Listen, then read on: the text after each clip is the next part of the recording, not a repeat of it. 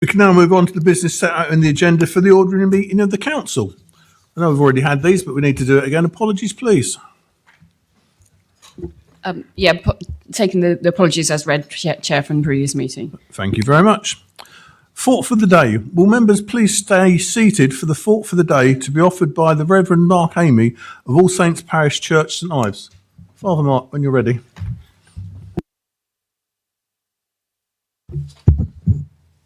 Thank you, Mr. Chair. As we approach the Christmas festival, may we be mindful that the birth of one Jewish boy changed the world forever. He would come and grow and challenge both the state and religious authorities. He came to end division, to teach us to be non-judgmental, to promote peace, to bring a message of love for all. And that love is that love that demands that whatever you want comes second to what is best for the other person. A child who faced death as a Jew and conquered death forever for us. A council cannot change the world, but it could and should challenge all authorities on matters held not to be in the interests of the people they represent.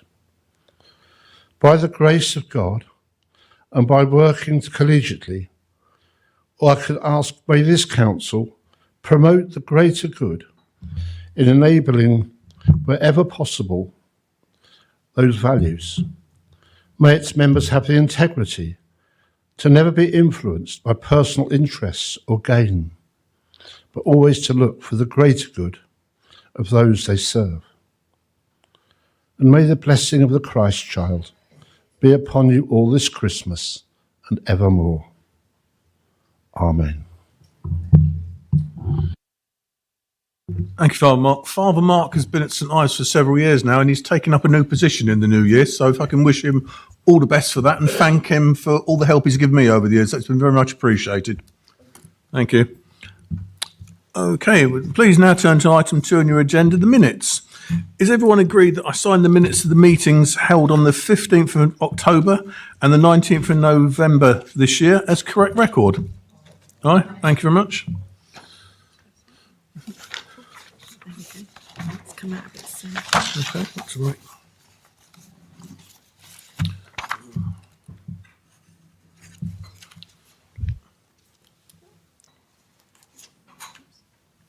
Thank you much.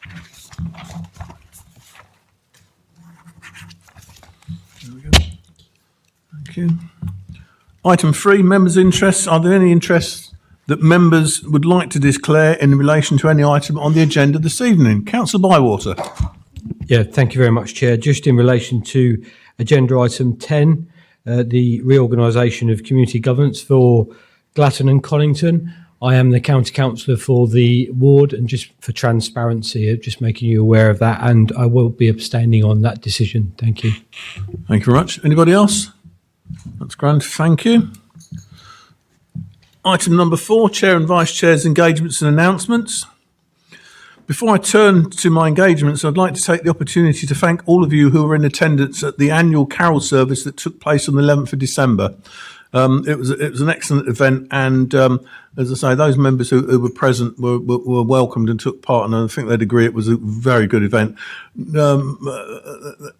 Can also thank Mr. Rees, Simon Rees, who helped me with a lot of these things, helped organise a lot of this, and managed to get hold of the Military Wives Choir from RAF Brampton and Witton, who were absolutely superb and actually stole the event, if the truth be known. I thought I'd stonewall it and got it completely wrong. They were absolutely excellent. So thank you to both Simon for getting them and the work he's done. And obviously, if you can pass our thanks on to them for that, that would be greatly appreciated. Thank you very much. I'd like to draw your attention to the chairs and engagements listed on page 25 of your agenda. These are the engagements that I've undertaken since the previous council meeting held on the 15th of October. Okay. Item 5 now. We now come to questions by members of the public. In accordance with the Council Procedure Rule 10.1, there is now the opportunity for members of the public to ask questions of the Executive Leader or members of the Cabinet. I understand that we've received 2 public questions submitted in accordance with our public questions scheme. Sorry about that. May I please invite Leanne Simpson to come forward and address her question to the Executive Councillor, and remind you that the questions and answers are limited to 2 minutes in duration each. Thank you very much. And the question for our assistants will be hopefully popped up on the screen. Thank you very much. Earlier this year, one of my friends, Christopher Penhall, tragically passed away. He suffered a heart attack in Huntingdon Town Centre during the day, and his heart stopped for 29 minutes before paramedics arrived. He was in a coma for nearly 2 weeks before passing away. Dozens, if not hundreds of people would have walked past, and any of them, if any of them knew how to perform CPR or even knew how to contact a town ranger for them to perform CPR, then Chris would still be alive today. I am interested in understanding how Huntingdonshire District Council is supporting community health and safety initiatives, specifically regarding CPR training and safety awareness for customers and local businesses. Could you please share what programs or resources are currently in place and what actions are being taken to promote and facilitate CPR education and safety measures within our community? Chris didn't deserve to die lying on a cold concrete floor in fear, and we need to make sure it doesn't happen again to anyone else. Thank you. I believe Councillor Conboy is going to respond to that. So can I thank you very much for your question, but can I offer you my sincerest condolences for Chris and for his family? It's not a story any of us want to hear, and the fact that it happened here and to somebody that you knew is heartbreaking. We're doing an awful lot of work to try and help communities to do more to support residents, particularly around these kind of issues, and particularly around those medical emergencies where actually that quick help is really vital. So I welcome the opportunity to be able to tell you some of the things that we're doing and some of the things that we will be doing on the back of you asking us this question. So please understand that we are listening. So you will probably already be aware that we're investing significantly in local health infrastructure, and that we've been doing that through the Community Infrastructure Levy. We've supported a wide number of health-specific improvements. So we've given money towards Magpass Air Ambulance headquarters. They are doing lots of work on the ground. Obviously, they're very quick in response, but I can tell you that they're also training some of our local volunteer groups because they've approached my youth council in Godmanchester and offered them training, and that's the kind of thing I hope we will see more of. We've also invested in the new health facility at Alconbury Weald, so again trying to get into communities, as well as some work at the Godmanchester surgery. But importantly, as part of our 106 funding, we're continuing to invest in GP surgeries and in health facilities across Huntingdonshire. In terms of towns and parishes, we've also been working with them on their SIL receipts, again, to try and get health to actually where people are and where they need it. So we've been working with them around equipment, training, maintenance, and things like first responder schemes. And I'm really sorry that there wasn't somebody on site the day that Chris had his incident. We've already installed, through that scheme, working with those towns and parishes, 16 defibrillators. A bit more on that in a moment. And if you've watched lots of these sessions, you'll know that Councillor Taylor is particularly a strong advocate and continues to remind us how important it is. We've also been working on speed reduction and wider community safety measures. So the defibrillator awareness and training. We've been working really hard to try and get those devices to where people are. And we constantly publish that through the defibrillator.co.uk site, people can find them. But if you phone 999, you probably know that our emergency services will send people to the nearest defibrillator if that's needed. But we've also been working with our businesses as well around encouraging staff to be ready with refresher sessions and to make sure that they're operating CPR ready schemes.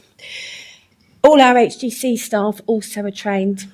So if you ever happen to be at leisure centres, countryside, in our buildings, we've got 95 trained staff and we've got 33 with first aid emergency training. But again, we're working really hard. So I really hope that there aren't other people like Chris who find themselves in that position. But thank you for bringing it to our attention, and we will continue to work really hard to support all of our community so that hopefully the next time somebody needs help, it's there when they need it. Thank you. Thank you for bringing the question to light, Leanne. Okay, we may now invite Paul Boothman to come forward and address his question to the Executive Councillor, and again remind you that questions and answers are each limited to 2 minutes in duration. As before, the question will be displayed on the screen. Thank you. Over to you when you're ready. We might need to press the mic in the middle. There we go. Thank you, Chair. Good evening, councillors and officers. My question's to do with the local plan consultation, which is closing today. The preferred options local plan consultation opened on the 5th of November 2025, but the Stage 2 water cycle study, a key piece of evidence on water capacity and deliverability, was not published until the 25th of November 2025. Furthermore, the publication dates and integration of the infrastructure delivery study and the whole plan viability assessment are not clearly documented.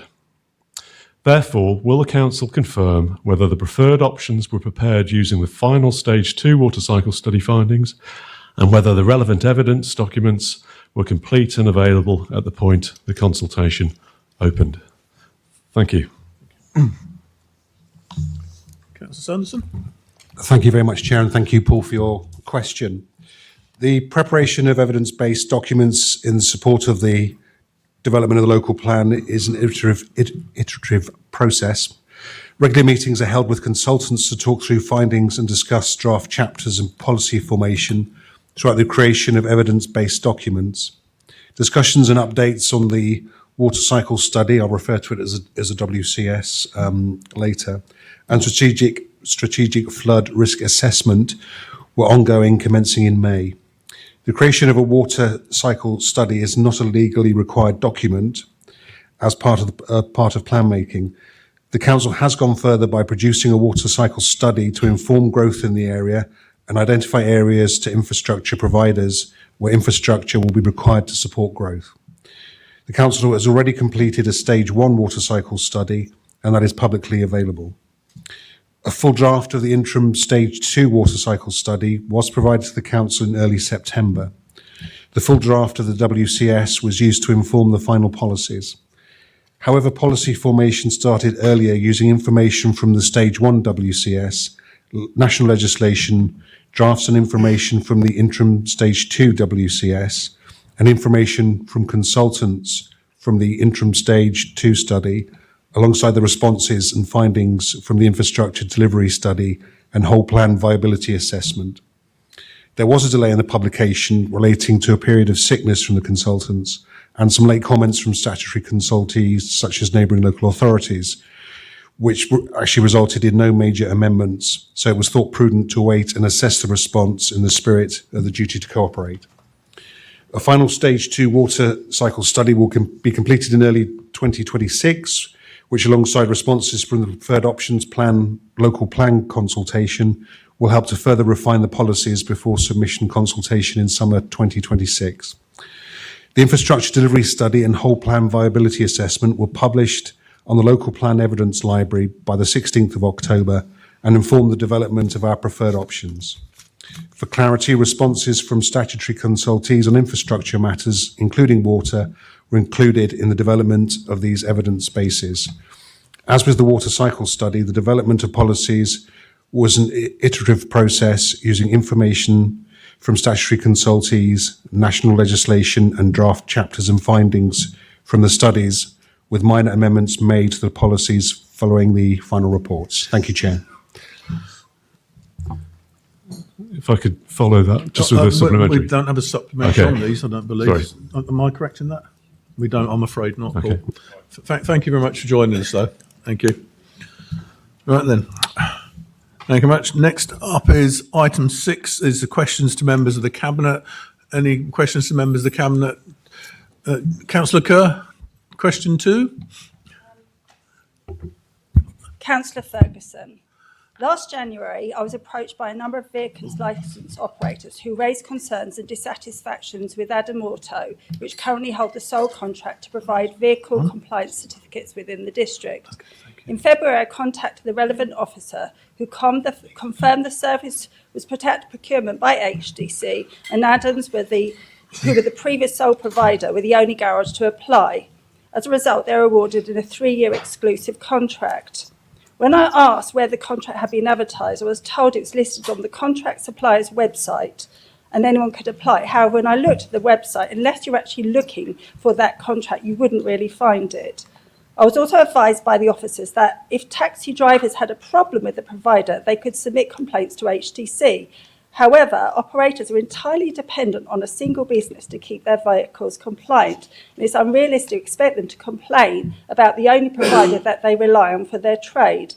Dissatisfied with the answers, I requested the matter be brought before the licensing committee. Since then, I've repeatedly been fobbed off and assured the issue would be considered, only for it not to appear at the committee month after month. I even attended a meeting and I couldn't speak because there's no public time. The situation's been going on for nearly a year.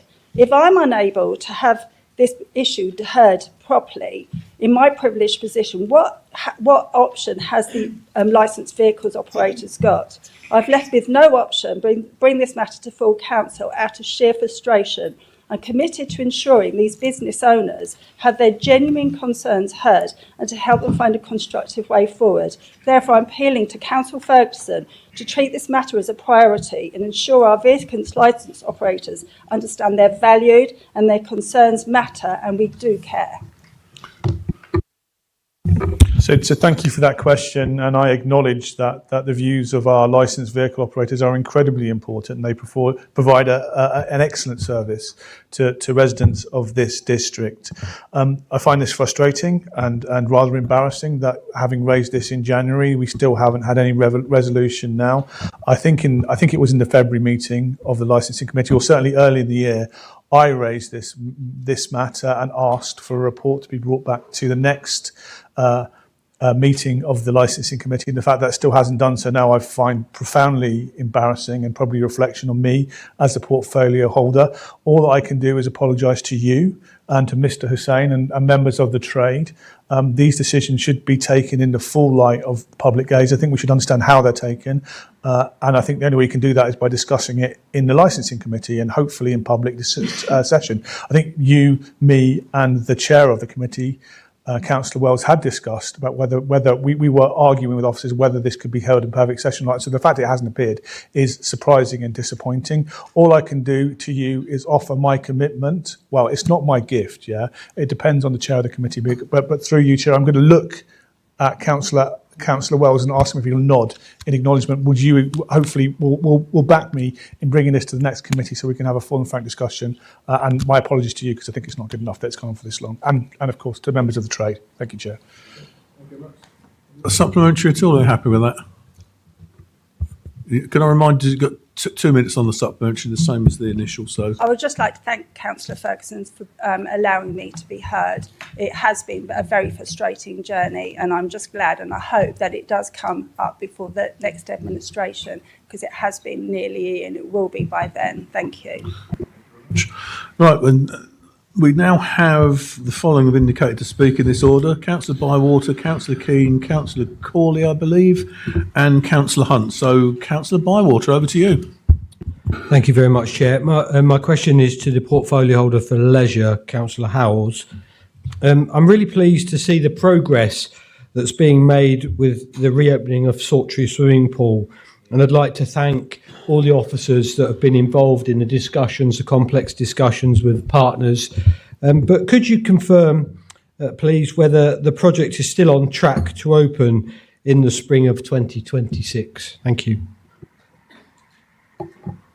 Thank you for your question. As far as I'm aware, yes, that is the last update I had, that it will open in the spring of 2026. Just a quick supplementary, if you could just keep myself and Councillor Martin up to speed with any comms so we can inform our residents. Thank you. That's fine, not a problem. Thank you very much for that, councillors. We now have Councillor Keane.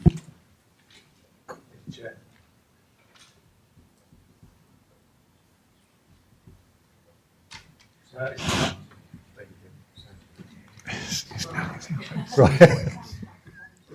Thank you, Chair. My question is for Councillor Kerr. It's regarding the tree strategy.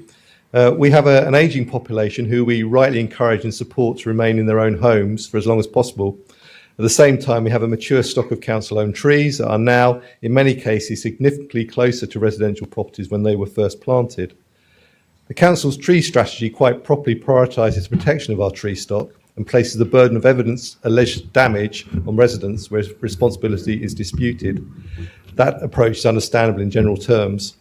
However, in cases involving very elderly residents, particularly where a council-owned tree is alleged to be causing damage and the resident is unable, due to age, capacity or practical constraints, to commission and manage an independent survey and assessment, the current policy can result in a prolonged stalemate with no clear route to resolution. In those circumstances, the strategy risks being procedurally fair or unfair and practically inaccessible. Will the portfolio holder consider revising the tree strategy to include a specific policy or discretionary provision for residents above a defined age threshold, where the council would take responsibility for commissioning the necessary technical evidence where a credible concern is raised, so a clear, evidence-based and fair conclusion can be reached? Thank you, Councillor Keane. The Council's position is that any legitimate claim for damage allegedly arising from council assets, including trees, should be managed through its established insurance arrangements rather than via an ad hoc investigation or informal decisions. This means complex issues such as alleged tree-related subsidence are investigated by qualified experts using recognised industry protocols, so that decisions on liability and any remedial action are evidence-based, consistent and legally robust. However, the tree strategy could be strengthened to state that in cases involving residents assessed as vulnerable, the council will provide additional support to help them then progress a claim on their own builder's insurance or, where appropriate, via the council's insurance route. While decisions on liability and technical investigations remain within the council's insurance and their appointed experts, any change would need further work, because vulnerability is not just about age. The key test is whether a person's circumstances make them especially susceptible to harm if the council does not take extra care, and any criteria would need to be carefully defined within the council's wider approach to supporting vulnerable residents. But I will work with officers to look into this, Councillor Keane. Thank you, Matt. Supplemental? Okay, thank you, councillors. Right, we've got 1, 2, 3, 4, 6 councillors now on this one. So it's Councillor Corley, followed by Councillor Hunt. Thank you, Chair. My question is for Councillor Sanderson. Councillor Sanderson, you're aware of the East Park Energy Development, which is now in consultation. It covers approximately 1,900 acres of predominantly high-quality agricultural land in Huntingdonshire and Bedfordshire, an area the same size as Gatwick Airport. And the significant concerns raised by local residents, some of whom are in my villages, regarding the loss of the best and most versatile farmland, the loss of landscape, the visual harm, traffic and construction impacts, and the suitability of this location for such a large-scale energy scheme.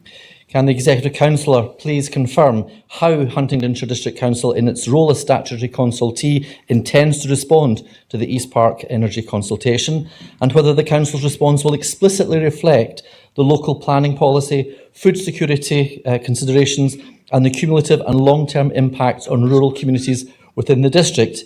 Also, whether the response will also highlight the lack of robust assessment of alternative brownfield and lower impact sites by the developer in their proposals. And finally, as promised previously, whether I, as the Ward Council, will be given the opportunity to review or input to the response before it is finalised. Thank you. Councillor Sanderson. Thank you, Chair. I can't give Councillor Corley an answer off the top of my head this evening. What I will do is I will go away, I'll discuss with the planners, I'll come back to him in writing. There would be a written record, I assume, of the question, and I'm happy to discuss with him and ensure that he gets adequate representation as part of this process. Thank you. No supplemental, I presume, on that? Just quickly, can I have an assurance of the timescale on that, given that the consultation closes it closes in the middle of January, and we don't want to miss the deadline? Thank you for that. I'll ensure that we meet the deadline. Thank you. Thank you very much. Councillor Hunt, followed by Councillor Cadwell.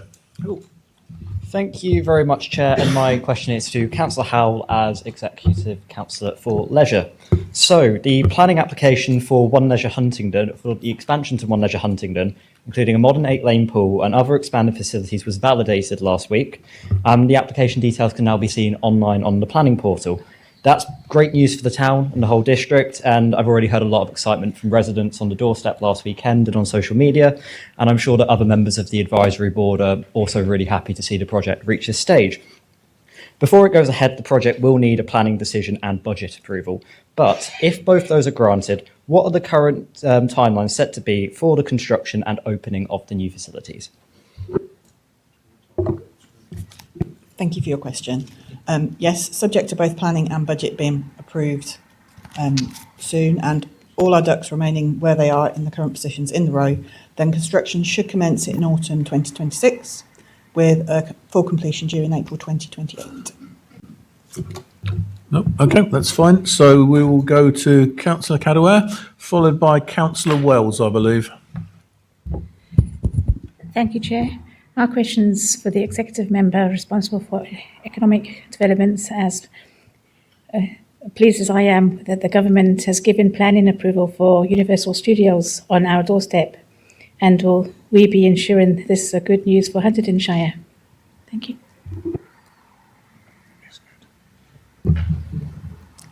Thank you. The short answer to the main part of your question is yes. Like many in this chamber, and not only because I think I might visit in due course, I dare say my children who may be of the right age in due course will drag me there more often. I am delighted by the fact that government's been able to give the special development order to enable permission for Universal Studios on our doorstep. It's obviously major transformative level international investment. It's also an illustration that it is possible to get through planning consents. I won't say quickly in any sort of objective sense of the term, but far quicker than we've perhaps become used in recent years to major development taking in this country. I think it's going to be extremely good news for Huntingdonshire and our residents in terms of the attractiveness, of course, of Hunts as a tourist destination, but also for our residents themselves, not just to visit on occasion, but in terms of the huge numbers of jobs that will be created on our doorstep across a whole range of sectors and skill levels, including exciting roles in engineering, robotics, and digital technologies. And those roles can give a critical mass for skills provision in our area as well, to make it economic, to offer pathways into good jobs for people across the region. Yes, we will absolutely be making sure that happens. We've already laid the foundations in terms of the relationships we're building with the local councils, getting this into discussions around our local growth plan, reviewing our hotel accommodation in the district for the first time in years. So doing plenty of things, Chair. I see you looking at the clock, so I'll sit down. Thank you very much. Supplemental on that, or are you happy? Okay. Can I say I admire your optimism about taking your children to see it. I hope that happens. Normally on these things, the planning takes so long. It's your grandchildren you'll probably be taking, but nonetheless, it's coming through, which is good. Indeed, it's a challenge for us all. Okay, so it's now Councillor Wells, followed by Councillor Chapman. Thank you, Chair. A question for the Executive Council for Planning. The preferred options development in Huntingdon and in RAF Witton seems likely to be predicated on the construction of the new A141 route. What reassurances can be given that the preferred options developments around St Ives excuse me, would also be similarly accompanied by substantial and effective improvements to the road network around St Ives? Thank you. Well, thank you, Chair. Thank you, Councillor Wells, for the question. As part of the evidence for preferred options, a range of evidence bases have been prepared, including a strategic transport assessment. This has been prepared by consultants in consultation with Cambridgeshire County Council. As part of duty to cooperate, we continue to liaise with the combined authority as the sponsors of the A141 and St Ives improvement project. The development of evidence base basis is an iterative process, that word again, and mitigation necessarily will be identified within the strategic transport assessment and infrastructure development strategy. As a council, we will continue to work with the combined authority to unlock infrastructure that supports the regional and local growth ambitions, including those of the combined authority's local growth plan. Thank you, Chair. Supplemental on that, are you okay? Okay, that's fine, thank you. So it's Councillor Chapman followed by Councillor Martin. Thank you, Chair. This is a question for the council leader. But I think in part, Councillor Wakeford and Councillor Cadwell have already stole much of the thunder on this. I'm very pleased. I'm very pleased with the developments over Whitton. But I'm also very pleased with the recent roundtable meeting that took place at the Citizen Hub in St Neots, attended by the council's chief exec and the leader, and the mayor of the combined authority, and various other people, including representatives of local business.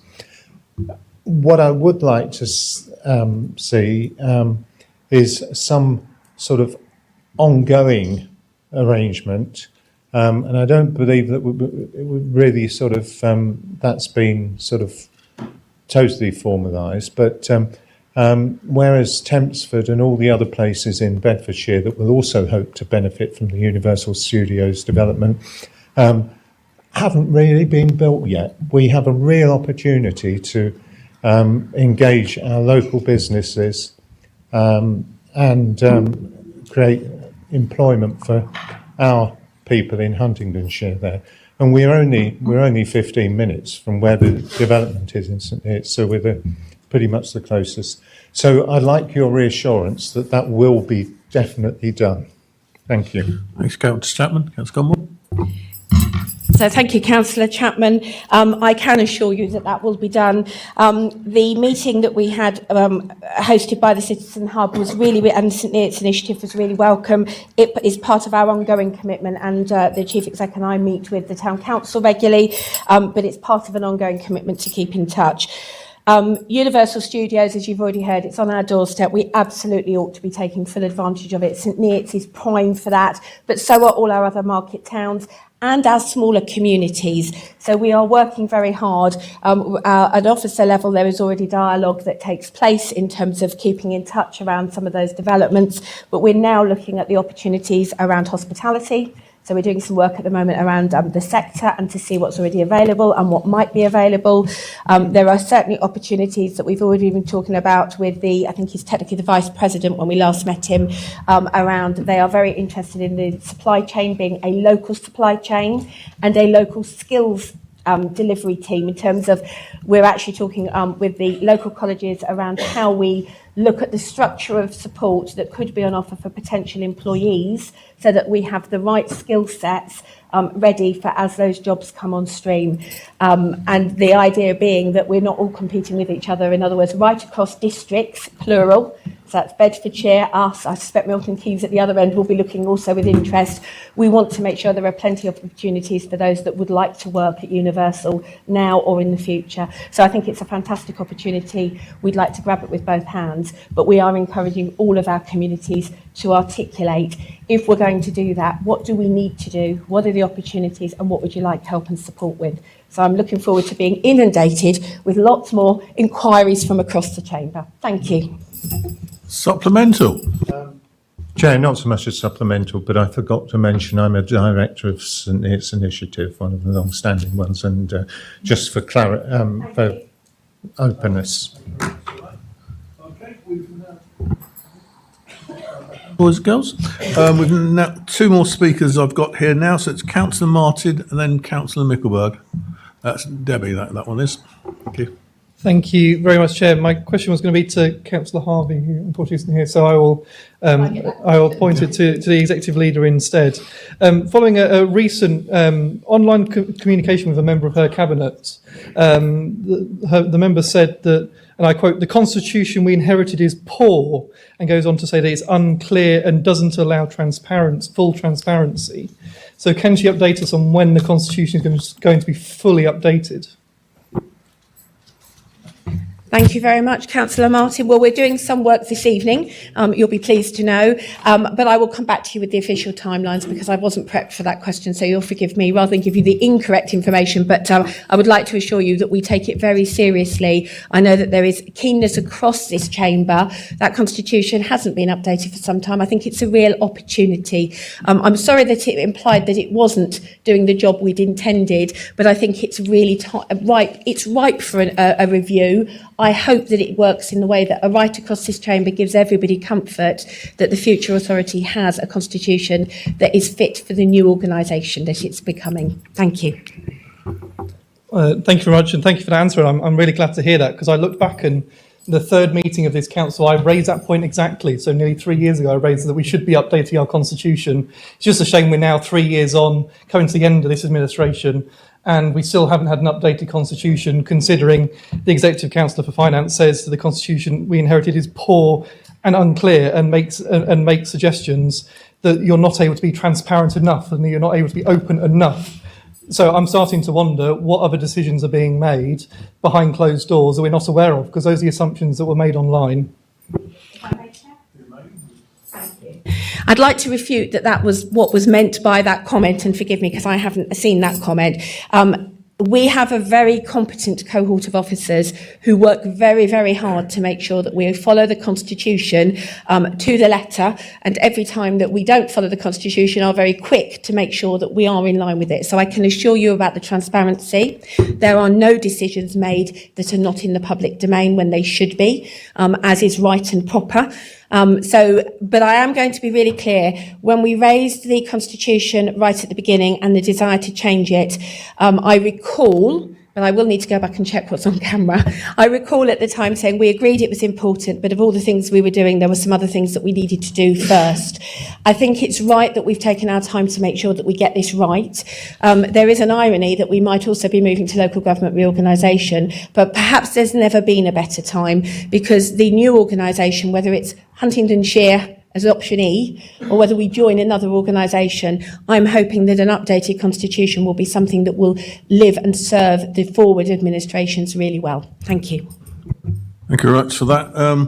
We've got one more question down, unless anyone else wishes to. So it's Councillor Debbie Mickelberg, please. I have a question for Councillor Kerr, the Executive Councillor for Waste and Street Scenes. I've heard recently that our waste and refuse team have won an award. I was wondering whether you could give me any details about that award. Yes, I can, thank you.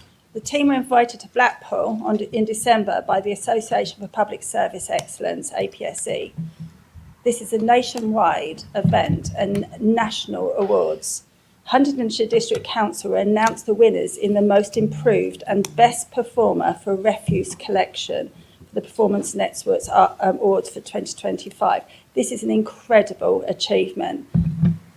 It was absolutely fantastic, and I just want to thank the team for the work that they've been doing. I'm sure all the members here know how excellent our team is. It's just brilliant that they've got an award to highlight and show that. So big congratulations to Andy and the team. Really well done and well deserved. Okay. Supplemental on that, are you happy? Okay. If there's no other questions on that, that's the end of the item. Can I just bring something to your attention? When you're speaking, can you actually address the chair? Not because I want to look at your beautiful face, but when you look on the screen up there, it looks like you're having a chat across the room instead of addressing the wider audience. So if you members and cabinet members especially can remember that going forward, that would be greatly appreciated. Okay, and so Simone, do you want to speak? Sorry, I missed you earlier. No, just on speaking into the microphone as well. Can we please speak into the microphone? I am really struggling to hear. Thank you, Chair. Okay, thank you very much for that as well. So that's it. So remember, into the microphone, look forward. Excellent. Well done, guys. Right, we now come to item number 7, the Licensing Act, Statement of Licensing Policy. On these items that follow, if the chairman or executive councillors want to speak from the lectern or from their desk, or from the desk, whichever one you want, whichever you're most comfortable with, please carry on. So Turning to page 27 of your agenda, I invite Councillor Wells, Chair of the Licensing Committee, to present a revised statement of policy for the District Council under the Licensing Act 2003 for approval and adoption. Councillor Wells, will you please introduce this item and move any recommendations? Thank you, Chair. Delighted to do so. The Licensing Act 2003 requires that for each 5-year period, the Council must determine its policy on how it will exercise its statutory duties relating to its licensing function and publish a statement of that policy before the beginning of the period. The statement of licensing policy must be kept under review and approved by full Council, and the current policy expires on the 6th of January 2026, hence very soon. And the Council is required to determine the policy for the period 7th of January 2026 to the 6th of January 2031. Since the current policy was prepared in 2021, there have been some minor changes to the legislation, and a number of updated versions of the government guidance have been issued, the latest being in February 2025. The revised policy includes the following new sections: a section on the agent of change principles, which covers how existing businesses and facilities should not be unreasonably restricted as a result of development permitted after they were established. There's a section on women's safety and wider vulnerability, which outlines the local authorities' commitment to tackling violence against women and girls. And there's a section on the Terrorism Protection of Premises Act, which is also due to new legislation. So if there are any questions on this, I'm happy to take them. Thank you, Chair. Okay. I think first you're proposing the recommendation on that. So and do we have a seconder for that, please? Councillor Hunt, do you want to reserve your right to speak or speak now? Okay, thank you. Please do. Yeah. No. So thank you, and also pleased to have the opportunity to second this, because I wanted to take the opportunity to highlight some of the positive additions that have been made to the statement of policy, and also to make some thank yous to the licensing team. So, as councillors remember, back in the summer, there was a motion which was proposed and passed unanimously that committed this council to the Ask for Angela scheme, and also included a range of points to turn that into real action that this council could do. Because of that motion, the Ask for Angela scheme is now explicitly mentioned in our statement of policy, which is incredibly important. And it's now part of a new section with a series of other safety measures for the nighttime economy. That will have a real impact for residents, and already is having a real life impact for our residents, especially younger ones, and will help make our district safer. I really want to thank as well the licensing team for helping to make that a success, because I know we as a council gave a steer, but one of the concerns was, how do we make this matter and turn this into real action? And the licensing team have absolutely run with it, and the workshops they've run with local businesses and everything else has already made a difference. And it's even more important that this is highlighted in the statement of policy. So really happy to see the policy here this evening, really pleased to be supporting it, and I'd like to thank Licensing Committee for all the work they've done before this evening. Thank you. Okay. Anyone else want to speak on this item, please? Okay, well, we've got a proposal and a second for this. On a show of hands, all those in favour of adopting this? Thank you. Any against? Everybody? That's it. Thank you very much, Councillor Wells. Item 8 is the Council Tax Support Scheme 2026-27. Councillor Ferguson. Thank you, Chair. So the report in front of you is set against a period of sustained and unprecedented pressure on household finances. For many families, the cost of essentials, energy, food, housing and transport has risen far faster than their incomes, steadily eroding financial resilience and leaving little room for error. For households on the lowest incomes, these pressures are felt most acutely. For them, council tax represents a disproportionately large and regressive burden relative to their means. And in that context, council tax support is not simply an administrative scheme, but a critical tool for preventing debt, instability, and households being pushed into crisis and poverty. This report provides an update on the operation of our local council tax support scheme following the changes we introduced in April 2024. Those changes were designed to simplify the scheme and to ensure that more support reaches those households who need it the most. The evidence set out in this report shows that the scheme is performing exactly as intended. About 6% of households across the district now receive support, with almost 4,000 households benefiting from up to 100% reduction in their council tax liability. That represents a significant increase in support reaching low-income residents at a time of continued cost of living pressure. Importantly, the redesigned scheme has also made the process easier and faster. Residents claiming universal credit no longer need to make a separate application for council tax support, and increased automation has enabled the service to manage higher caseloads while improving processing times, all within existing resources. We've also seen fewer reminders and court summons, alongside the highest in-year council tax collection rate for 5 years. Now, of course, these benefits don't come for free. In terms of risks, the increase in number of households receiving support does reduce our council tax base slightly. However, this was anticipated as part of the scheme design and is being closely monitored, with current projections remaining within expected levels. A small rise in amended bills has been managed effectively through improved automation and streamlined processes. Overall, the benefits of greater stability and fairness for low-income households significantly outweigh these operational impacts. Given the evidence set out in this report and the clear impact the scheme is having in supporting residents while maintaining strong collection performance, I am pleased to commend the continuation of the current council tax support scheme principle to the council for approval in 26-27. This decision recognises that a fair local tax system must take account of people's ability to pay, and that protecting the most financially vulnerable from disproportionate burden is both a social justice imperative and an important responsibility of this council, and one that we take very seriously. Thank you, Chair. Thank you, Councillor Ferguson. The recommendation invites the council to approve that the scheme principles for 2026-27 remain unchanged. I presume we'll be proposing that, and do I have a seconder for that, please? Councillor Wakeford. Anyone wish to speak on this item at all? Councillor Martin. Thank you very much, Chair, and absolutely through you. I'd like to say, as a fellow Grinch, thank you very much to Councillor Ferguson for his presentation, and I know that he's very passionate about this area, and rightly so. We on this side completely support continuing with the scheme that's in place.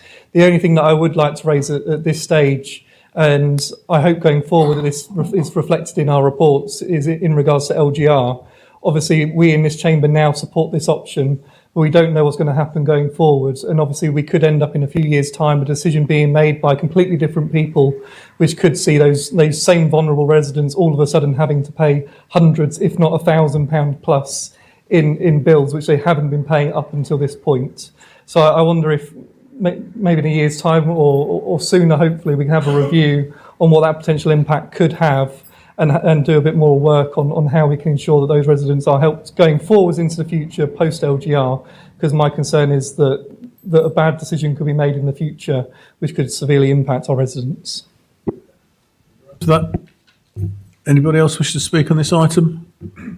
Okay, Councillor Wakeford. Yes, I reserve my right to speak earlier, Chair, if I may. We don't have many direct levers as a district council to significantly impact the cost of living for residents in our area. We've got mostly indirect levers that we try to pull, but compared to national government, we rarely are able to make such direct meaningful interventions in the cost of people struggling most financially. And the council tax support scheme is one way that we have the ability to do that for not huge numbers of households, but a significant proportion of those struggling most in our district.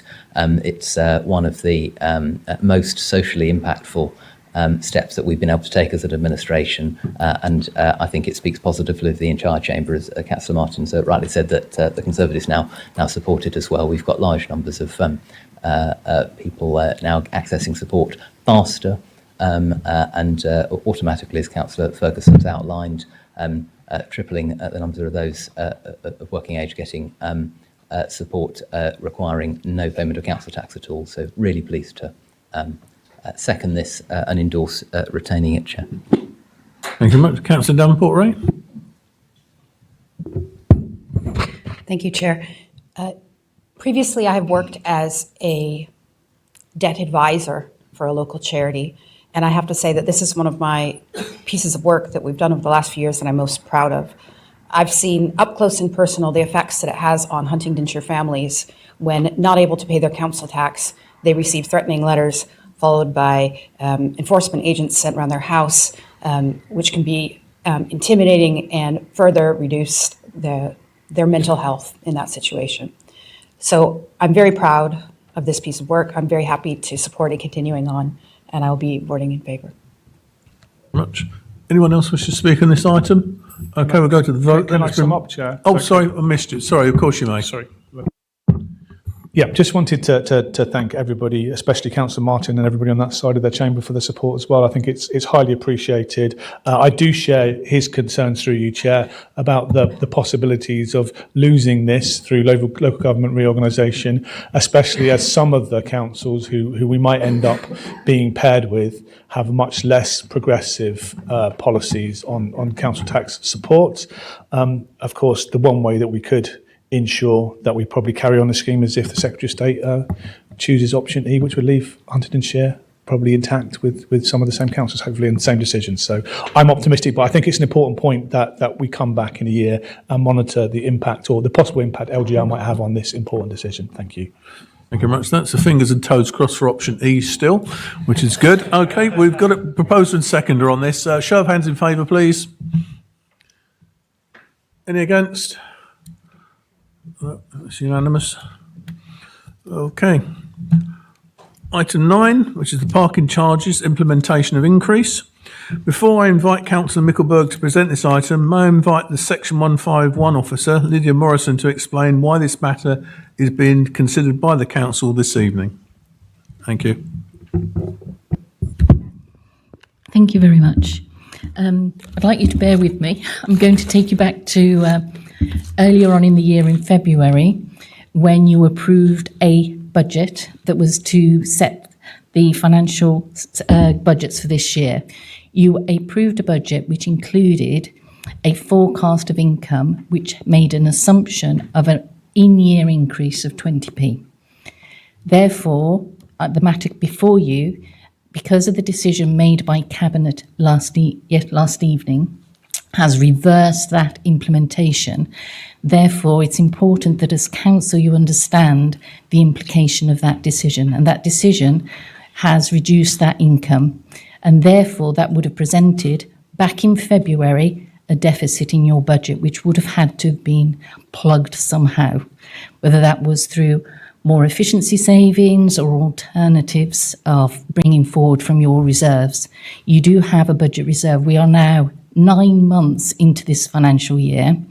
We reported our half-year financial position to you earlier, which shows that we have had a significant windfalls, and therefore I am confident, as your Section 151, that the financial implication in year can be managed within year reserves. However, because the decision to adopt your budget back in February was predicated on a decision that would have been implemented to uplift your charges, it's important that you understand the consequence of that decision. And I'm happy to take any questions. Any questions for the 151 officer? Please, Councillor Davenport-Ray. Was it Councillor Martin? Yeah. Thank you, Chair. You mentioned in-year reserves. How is that different than in-year budget surplus?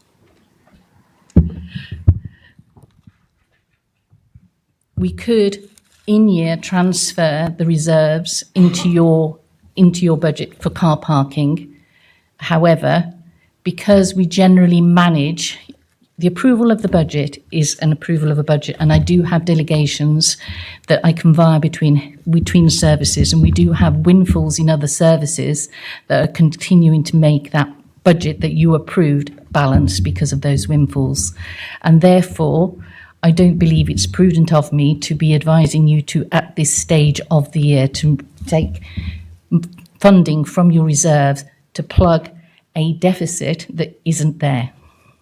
And therefore, I'm here tonight to reassure you that the decision that was made last night, although it would have the implication would have been to have caused a deficit at the adoption of your budget in February.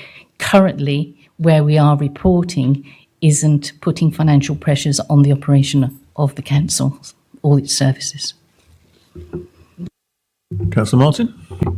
Thank you very much, Chair. 151 officer has briefly touched on it. So my question is, in your professional opinion and as our Section 151 officer, do you believe that this is a good use of the council reserves, and do you believe it represents best value as you would have to normally represent it? Thank you. As your Section 151 officer, prudent financial management I would not be supporting this decision. However, the use of your reserves is not required at this present time, but you do have a budget surplus reserve, which has been made up of surpluses in previous years, which is set aside for these eventualities that may arise in year. And therefore, it would be normal practice to use that reserve to meet that deficit should it arise. Councillor Hodson-Jones. Thank you. Just ask the 151 officer to clarify.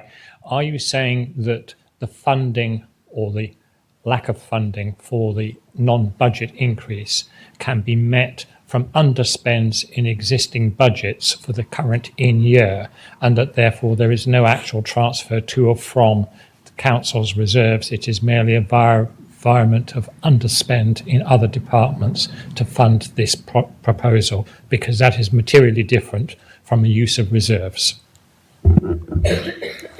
I can confirm that the in-year position as it stands currently means that there is no requirement to plug by using reserves or transfer reserves to plug a deficit caused by the decision made by Cabinet yesterday evening. Councillor Gray. Thank you. And we've talked a lot about the in-year position, but as you roll that through the MTFS, what does that look like when you get to the back end of that, and what implications are created by the potential decision that may be made this evening? The MTFS will be represented to you in February. The financial regulations set regulations that you have to have an in-year annual balanced budget. Your MTFS is presented to you as good practice. And as you know, yes, it will roll forward, but we are currently working with the Cabinet to present a new budget to you, which will be brought to you in February. And there are other implications that will be brought forward into the MTFS, which will be presented to the Chamber in February. Thank you very much. Anybody else on this one at the moment? Okay, thank you. Thank you, Lydia, for that. It's greatly appreciated. Thank you. I also draw members' attention to the supplementary information that's been published since the agenda publication, namely the supplementary recommendations of the Cabinet and the report of the Monitoring Officer and Responsible Financial Officer. These have also been tabled this evening. And also the proposed amendment from the Conservative group. May I then invite the Executive Council for Finance and Resources, Councillor Brett Mickelberg, to present the report on parking charges and provide an update on the deliberations and decisions of the Cabinet at their meeting held last night and move any recommendations. I seem to have so many pieces of paper with me. I think I might take Councillor Keane's trees to heart and try to save some paper next time round.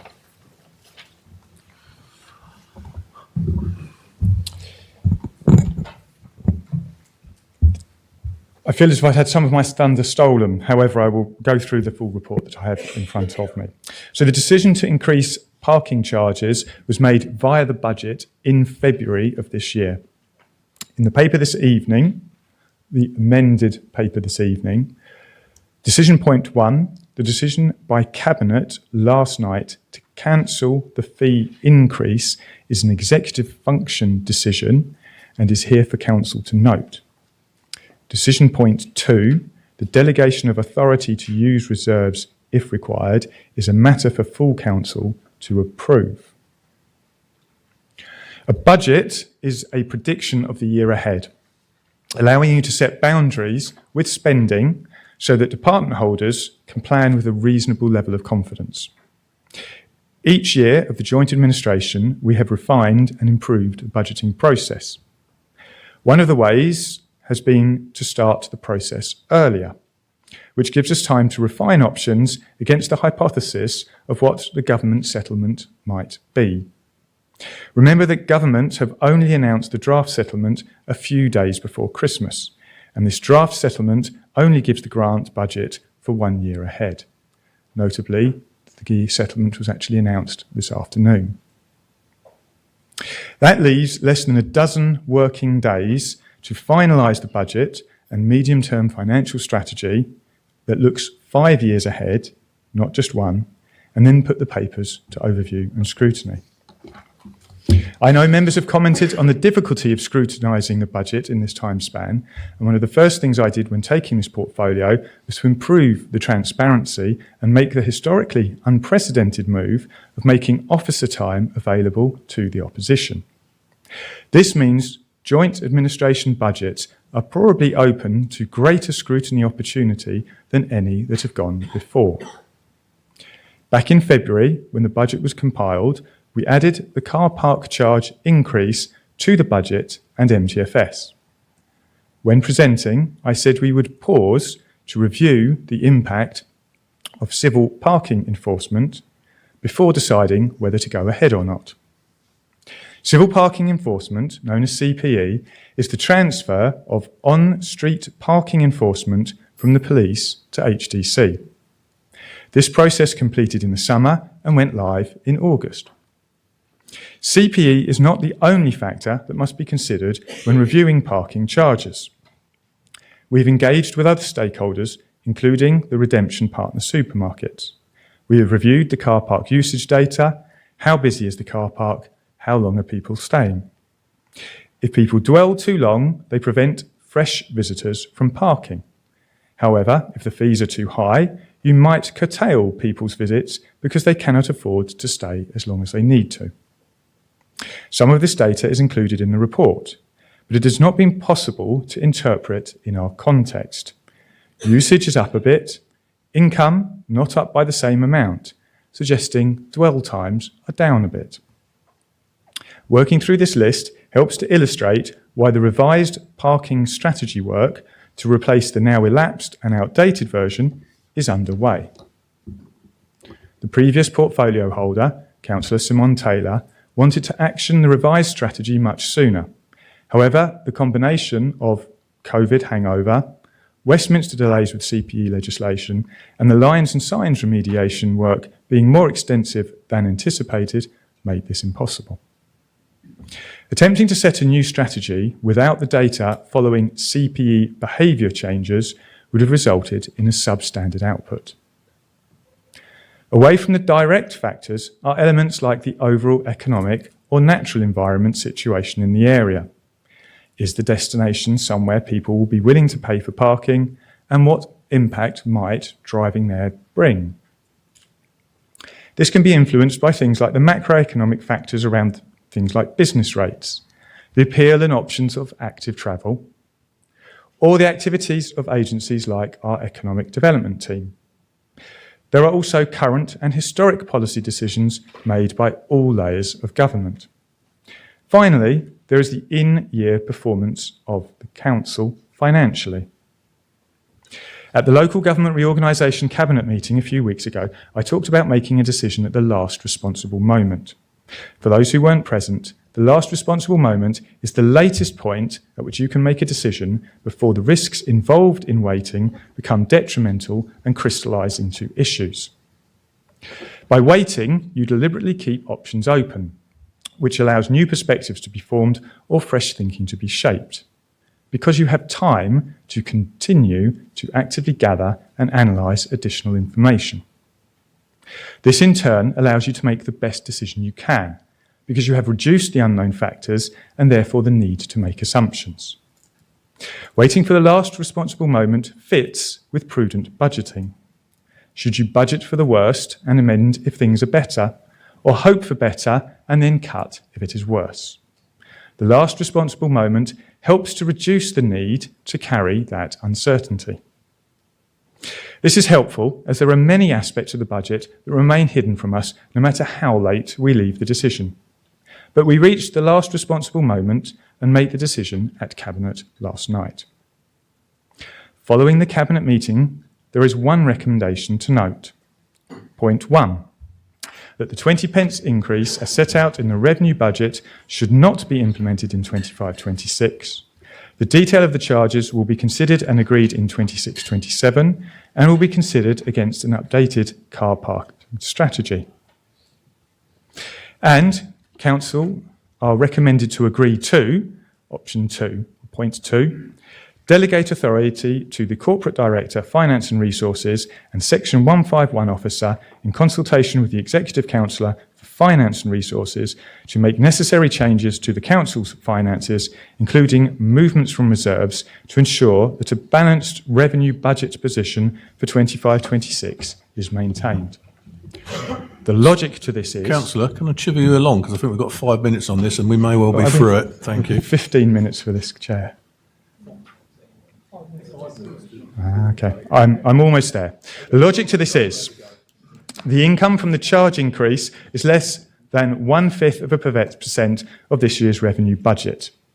The recent Q2 revenue outturn report, as mentioned by the Section 151 officer, is on track for an underspend that matches that revenue requirement. The new strategy needs to reset the framework of parking supply in the context of changes in demand patterns within our high streets, visitor economy and broader economy. And I will leave it there to give you some time. Thank you very much, Councillor. Very much appreciated. And I presume that on that you are proposing that? Yes. Do we have a seconder on that, please? Councillor Sanderson, thank you.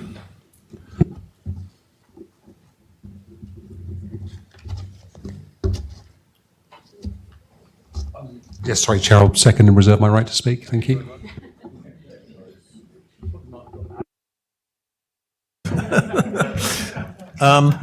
Okay, so we're now opening the item for discussion. Or do you want to move the amendment now? Councillor Jennings, please. On a point of order, Chair, based on the written amendment, and I'm not sure if this is the appropriate time to do it, but Councillor Howell has pointed out to me that this is a negating motion because under item number 4, it says the Cabinet decision strategy be published no later than 28th of January 2026, which is in Council Year 25-26, which negates point 1, which says the details of charge will be considered and agreed in 26-27, which is next year. And so therefore, item 4 negates item 1, and I don't think this is a valid motion, but I leave it to decision, Chair. I will take advice on that, please.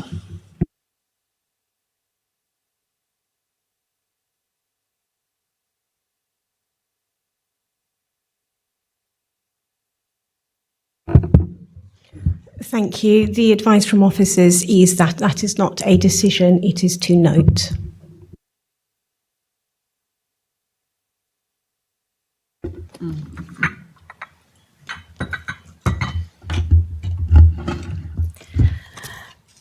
Thank you, Chair. Because recommendation 1 is simply to note, it's not a decision for council tonight, so therefore any other amendment that's proposed can't negate that because it's a noting. So therefore, under the budget framework rules, there can be a referral to an ONS, and the question has been put there, published no later than the 28th of January. That's then a matter for whether that can be delivered factually.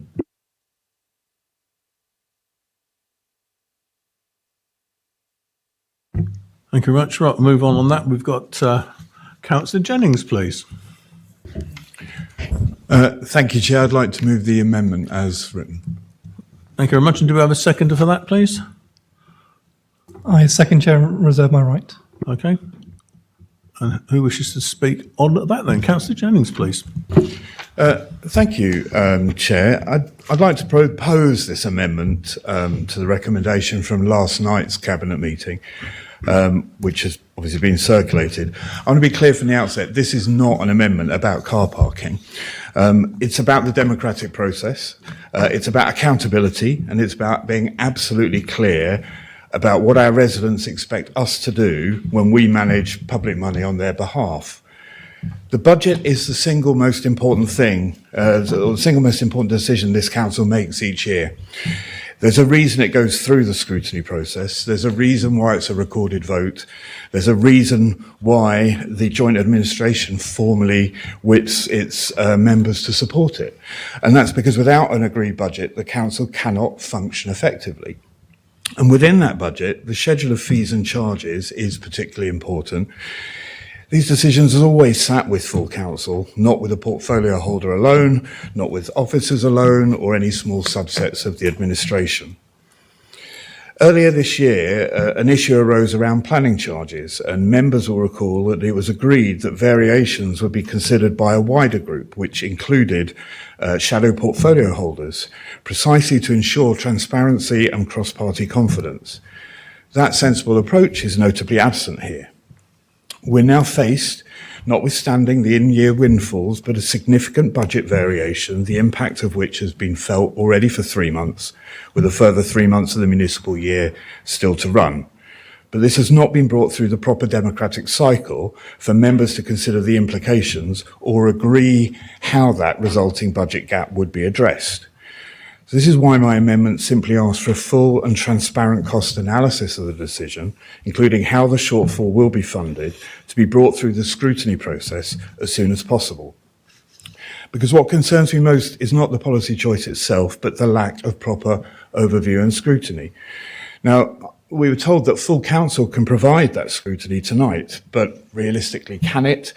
There's no meaningful opportunity to question officers in detail about the proposals, to probe assumptions, to ask supplementaries, or test the consequences of any of the decisions.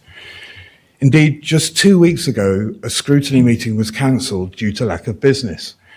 And Mr. Chair, this issue should have been on that agenda under Councillor Gledo's excellent chairmanship, allowing it to be examined properly before being presented to this council meeting for its final approval.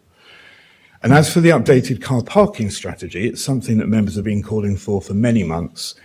When is that going to come to scrutiny? That's why a date's been put in. If the budget next year is going to be taking into account the car parking strategy, then we need to see the car parking strategy before that budget proposal is made. So we're being asked tonight to give carte blanche to a major budget variation to 2 individuals, however capable they may be, being asked to build next year's budget on the basis of a car parking strategy that does not yet exist. This doesn't feel like oversight, it doesn't feel like scrutiny. My amendment's not here to block decision making, it's not here to prejudge the outcome, but it just asks that the decisions like this are examined properly, transparently, and through the democratic processes that this council exists to uphold. So that's why I'm asking members to support the amendment. Thank you, Councillor. Anybody else wish to speak on the amendment, please? Councillor Ferguson.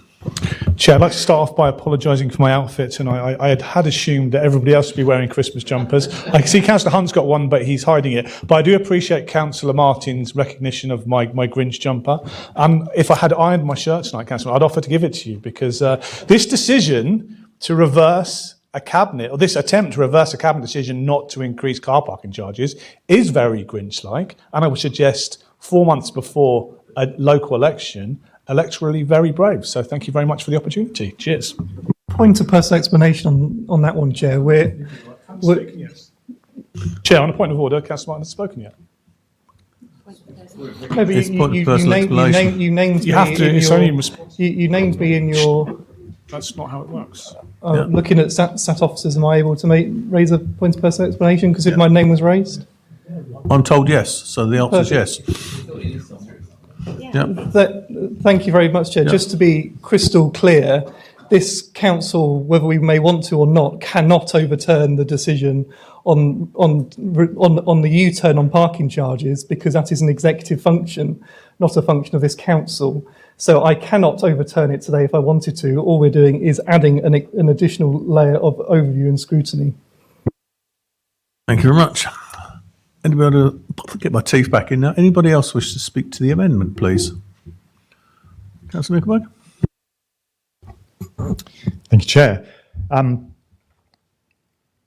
I had my name used almost in vain earlier, talking about my view on our constitution, and I here are around and round a little bit here with some of the conversation about what level of scrutiny is appropriate or where things should be or shouldn't be, and I think I would stick with my concerns that perhaps our constitution is rather outdated and does need some work, and that work fortunately is being taken. However, I dislike the implication that we aren't being open and transparent as a result. I have mentioned previously that this is £136,000 in our budget. It's 1/5 of 1%.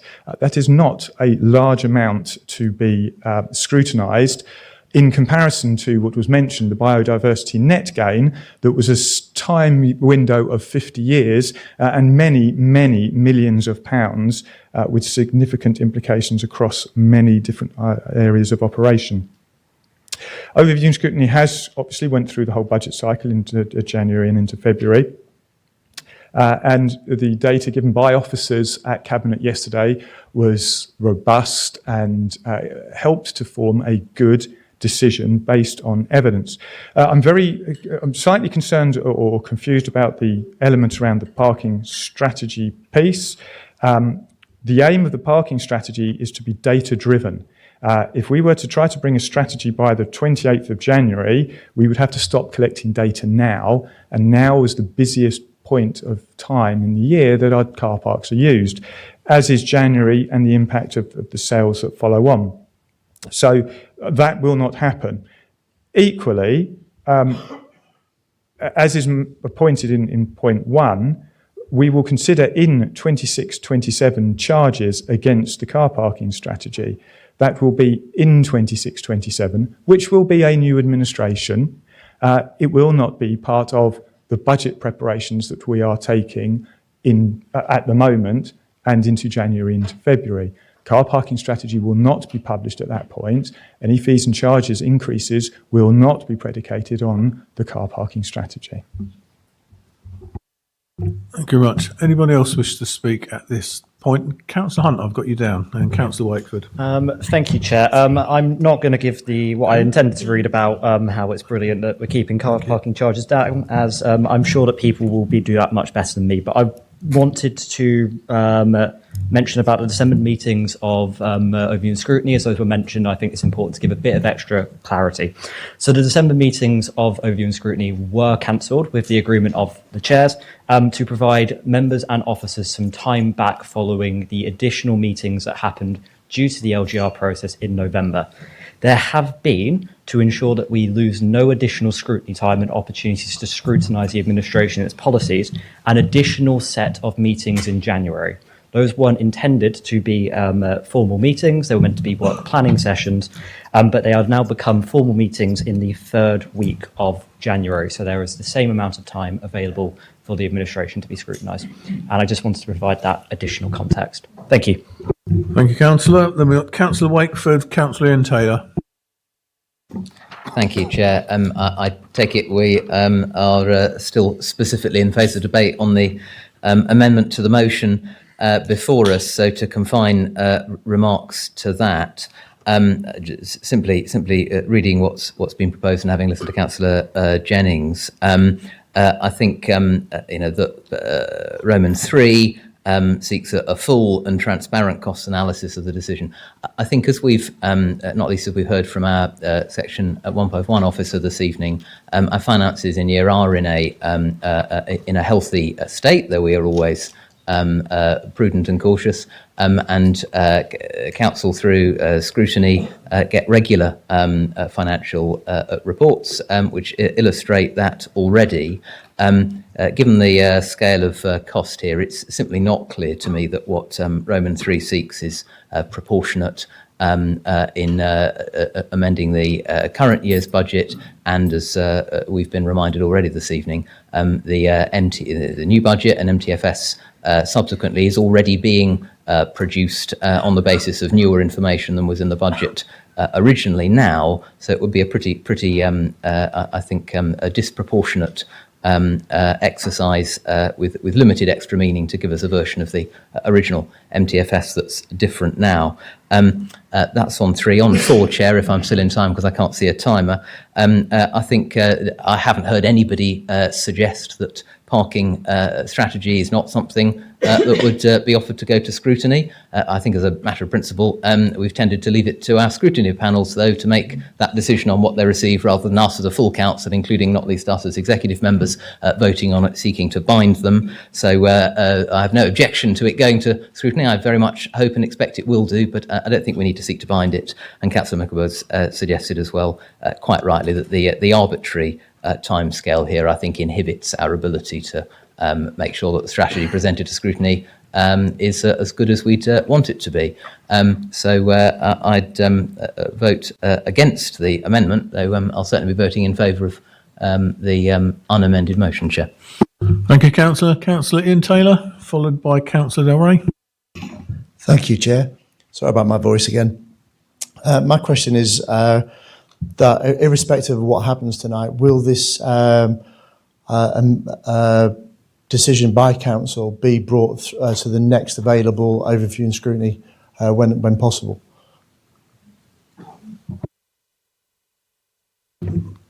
Councillor Davenport Ray, followed by Councillor Hodson Jones.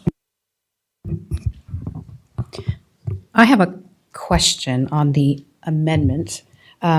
It covers 2 different service areas, so I think I'll ask the Chief Executive the question, a factual question.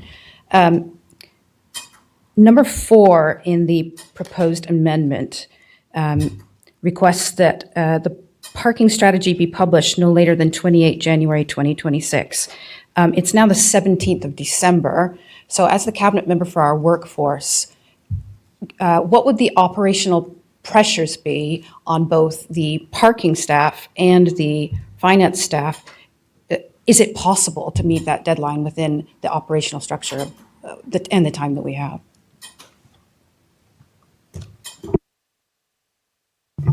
If I may, Chair. Thank you, Councillor Davenport Ray. There are 2 aspects to that. The first is operationally, it would be around reprioritising existing workloads to meet committee deadlines, which is what our officers always do in terms of items that come forward. The second point, though, is will the report be available? And Councillor Mickleborough has already alluded to the fact that currently the data is being collected and it will not be available. It will not be complete on its current timescales, ready for publication by the 28th. Councillor Davenport Ray, followed by Councillor Hodson Jones. No? Oh, well, I'm going mad. I'm losing my marbles here. Apologies.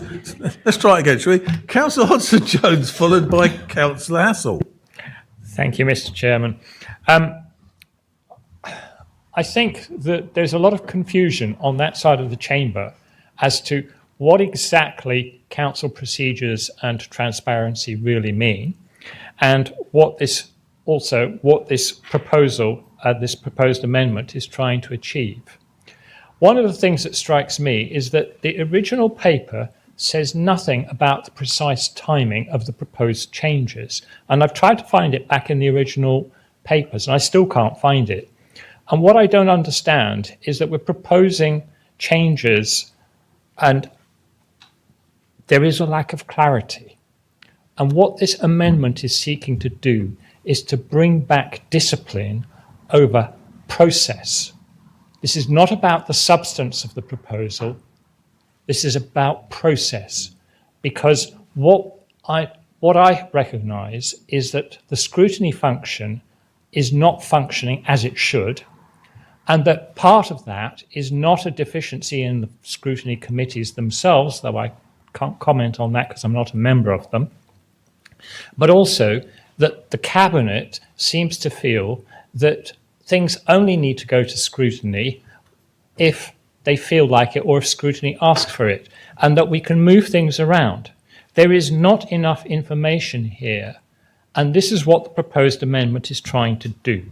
is to bring back discipline to process. And yes, Councillor Mickelberg, there are deficiencies in the council's constitution, and that's one of the things that I raised very early on when I joined this council. And I want to see clarity and transparency, but I also want to see a much stronger scrutiny process. And this is what this proposed amendment is seeking to do, to bring back discipline and the proper use of scrutiny. And I can't understand why members over there are opposed to it. Let's see if I can get it right this time. So we'll ask Councillor Hassel, followed by Councillor Chapman. Thank you, Chair. I'll try and look at your general direction. Thank you. Yeah, so I'm, as I think members know, I'm very passionate about good scrutiny.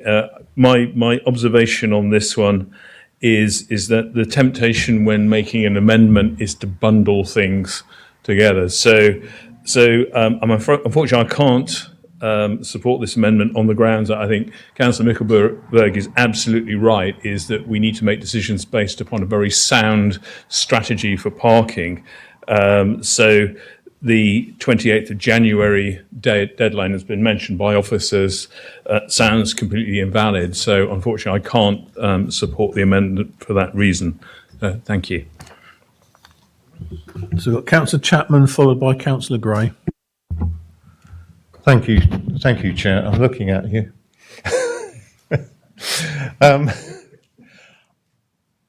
I've been on this council for many years. I've seen car park strategies take 2 years. Councillor Buttell would remind me, I think, that it was 2 years or more to do a car parking strategy, which we're now being asked to have by the 28th of January next year. There was a talk earlier on about what our role is here. And I remember when we last had parking prices go up, I remember the 30% drop in footfall on the high street. I remember talking to small businessmen who have built businesses up over their lifetime, family businesses. Those businesses went to the wall because of the last sort of car parking charges. I don't think that just sort of saying, oh well, we should just put up charges by 20p is a good idea. And Councillor Mickelberg quite rightly stated a number of different things that need to go into the car parking strategy. We have a rebate system with supermarkets where over the years, as charges have gone up, the value of those rebates to the supermarkets has gone up. And although capped within that system, it does mean that the supermarkets have actually benefited from our car park increases. And it's a far more complicated thing than just saying, oh, we'll put another 20p on car park charges. That's what this council's done for many years, and it's put them up and up as a tax. Now, saying that we need to do that strategy by the 28th of January is pie in the sky, and everyone knows that. What we need to do is we need to look at the way in which we operate car parking. We need to look at how we do that on a commercial basis so that we're not charging a rate for a car park where there isn't an attraction which will get people into that car park and just have empty spaces. We need to actually look at how we operate it on a commercial basis to maximise the income, but also we need to make sure that we're not putting charges up too much in car parks so that the demand for that space falls. And there's never been any consideration of the elasticity of demand for car parking or the impact on our local economies. And I just think that to say 28th in here for a car park strategy is totally unrealistic, and particularly, Because Chair, you're running out of time. That's particularly, Chair, when the combined authority mayor has raised this as being an issue, particularly in my area, and said that he wants to do something about it, and presumably is going to put some funding that way. And the situation has changed since the budget in February. That happened afterwards. Thank you. And I think that we need to have a party which works with other members of its party and not just put requests for strategies by 28th of January. Thank you. Councillor. So I can gather that you're not happy with the parking strategy coming through by January. Cut it short. Thank you very much. Right, Councillor Gray. Yeah, one always, it's always a sense of trepidation. One follows Councillor Chapman when he's been talking about car parking charges. I think just for the avoidance of any doubt this evening, I don't think anyone in this chamber is suggesting that there should be an increase in car parking charges this evening, unless somebody wants to put their hand up and say that they think they are. And I wouldn't want anyone to walk away from here this evening under the misapprehension that there was a suggestion that car parking charges should go up. Of course, it's very regrettable that earlier this year the offer of free parking, which this side of the House suggested, was turned down by joint administration members, but there we go. I have 2 points here, really. It's been very interesting listening to the debate on this. I don't think I've yet had an adequate explanation as to why this didn't go through the scrutiny process. I mean, it's not a complicated question, and it's not a complicated piece of democratic corporate governance. We haven't Point had of order, an Chair. explanation. Please. That seems to be a comment that's directed our officers, because I know they have been asked that question. hang on I'd a like to minute. check that factually with officers that know explanation who's has been talking here at the granted. moment, Chair? It's not a comment of officers at all, because ultimately you're the cabinet, there's the executive leader, you manage the business, and if you don't want some business to go through, presumably you'll talk to the officers about it. It's certainly not a criticism of the officers, but I haven't had, and I don't think anyone here this evening has heard, a sensible explanation as to why this decision, which, if I hear the 151 officer correctly, was a decision that was supposed to have been taken at the end of September. Here we are in December, and we're suddenly rushing it through council, having an emergency not an emergency, but a cabinet meeting last night. I haven't heard why it didn't go through the scrutiny process, and I would really like someone to explain that. The final point I'd like to make was regard to the strategy, and of course, it's disappointing to hear that it doesn't sound like the officers will have the capacity. Thank you, Councillor Davenport-Ray, for asking that question. It doesn't sound like the capacity is going to be there to produce a strategy by the 28th of January. But this administration's been here for 3 years, 7 months. You've been here for nearly a whole term, and nothing has come forth. And I think the public are entitled to ask the question is, where is this strategy? Because you're going to run out of time of the joint administration before it's done. So if it's not going to be done by the end of January, when is it going to be done? And I don't understand what the delay has been.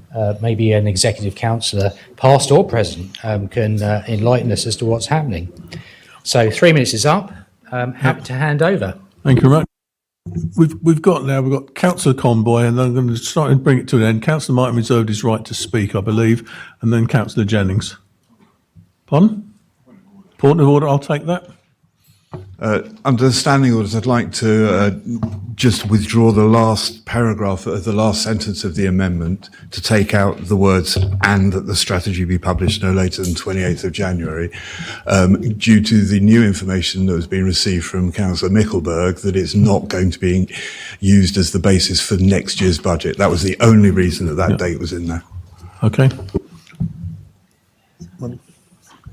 Yeah, if the seconder agrees to that, that can be I agree, Chair. taken forward as the amendment. Chair, on a point of order, doesn't the council have to agree an amendment being changed in the middle of a debate? It's already on the table, and I don't think, without the agreement with the council, my understanding of the constitution is that you're not allowed to do that, Chair. Well, I can only say I've been advised that is the case, that it can be done. So, yeah. Yeah.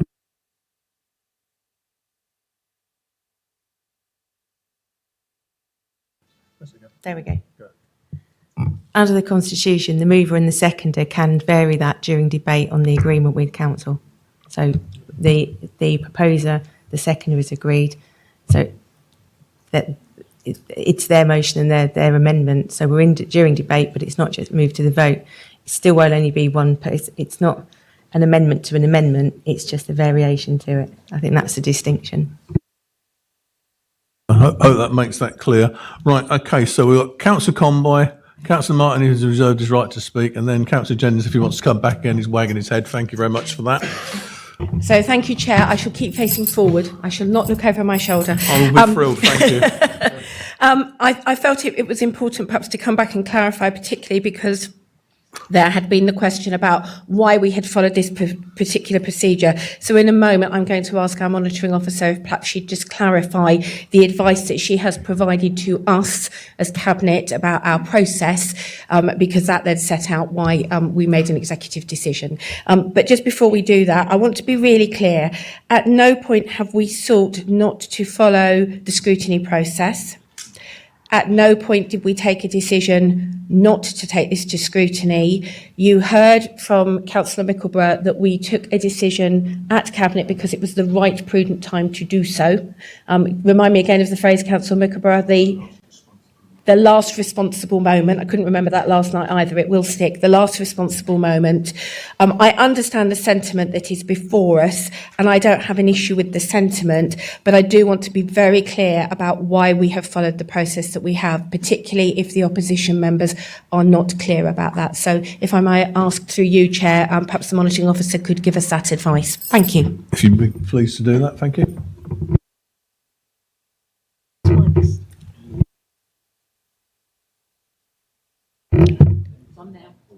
Is this, thank you. Through you, Chair, if I may, I would like to ask that we could just step back briefly, and I would be happy to come in on the executive leader's question later. The Chief Executive has advised that it would be permissible for the movers of the amendment, the Conservative amendment, to make a variation. And I understand that Councillor Jennings has moved that as the proposer, and that Councillor Ross Martin has seconded his wish for that variation. However, that variation would require the agreement of Council, and therefore I ask the Chair to ask if Council is willing to undertake such variation. Thank you. On a point of order again, addressed to the officers, the decision, Chair, the decision should be the decision of the monitoring officer and not the Chief Executive. We have a monitoring officer who's making the choices, because I'm confused about what the Constitution says. It shouldn't be the Chief Executive making decisions, it should be the monitoring officer, according to the Constitution.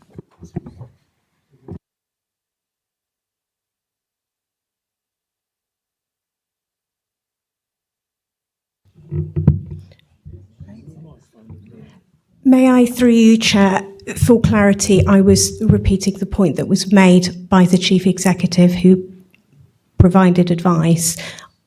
I was repeating that for the clarity of the Chamber and looking to take that element of procedure forward. Right, we're in a position where we've got an amendment. We've got the amendment has been amended before it's been formally voted on. Council have to accept that amendment. Can I have not a show of hands? Has anyone got any objection to that? Please show. Okay, so we'll do it the other way around then. So we'll have a show of hands in favour of that amendment, with the variation on the amendment. Yes, correct. Those against? Any abstentions? No, let's do them again. Sorry. Let's do them again. 4 to start with. Yeah, for the variation of the amendment, that's correct. Yeah, that's it. Paragraph, bit of paragraph 4. Yes, correct. Yeah. To allow it. Yeah. Yeah. Okay. No, on the amendment. No, we're not voting on the amendment. Hold it. Let's stop a minute. Because we didn't do the count on the first, what we're doing here is taking out the last paragraph. We're just agreeing that that can happen. So it's those in favour of that last paragraph being taken out, please show, which is you guys, effectively. Last sentence of the paragraph. I stand corrected on that. No, it's fine. It's fine. Yeah. So it's that last sentence, correct, Andy? Thank you. Yep. Okay. Okay, so it's those in favour. Okay. Hands up clearly because we've got hands here, there and everywhere. We've got a couple down there allowing the amendments. Ian Taylor's come up. Yep. We're still. Right then. No, we're not. That's it. That's it. Okay. Those against that? Won't be allowed. Okay. Let me know when you get there.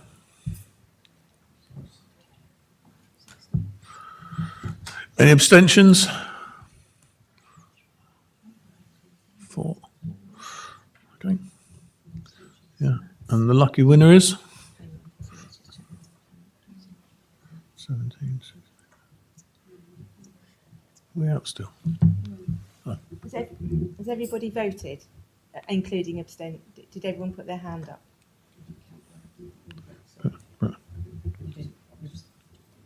Who was 4? Who was 4? Yeah, Brett was 4. That's therefore carried. Thank you very much. Right then. Now we move on to Councillor Comboy's question. Councillor Comboy's question to the MO. Thank you. Councillor Comboy, could I just ask you to repeat your question, please? You can. That's going to challenge me now to remember it. So, I'm responding to Councillor Gray's comments around lack of clarity as to why this was a decision which came to Cabinet as opposed to coming to pre-scrutiny first. I'm very clear of the advice I received, but I would think it would help Council if they had that clarity too.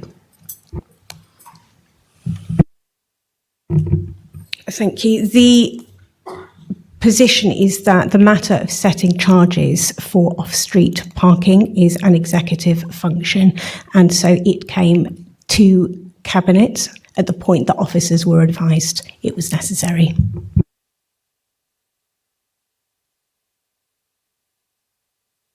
May I ask a question of process as a point of order, Chair?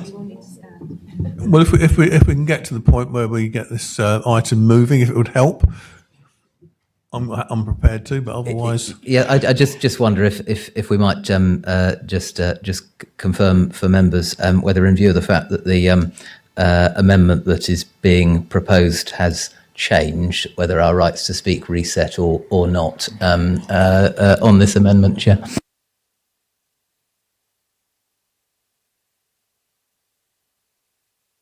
those people who asked for a comfort break half an hour ago are going to be really upset with you.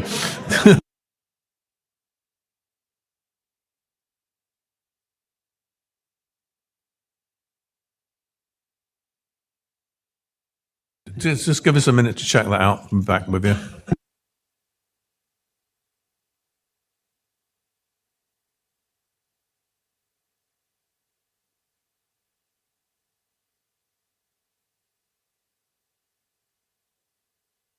We'll be kind to you. We're going to have a 10-minute comfort break now while we sort this out. Thank you.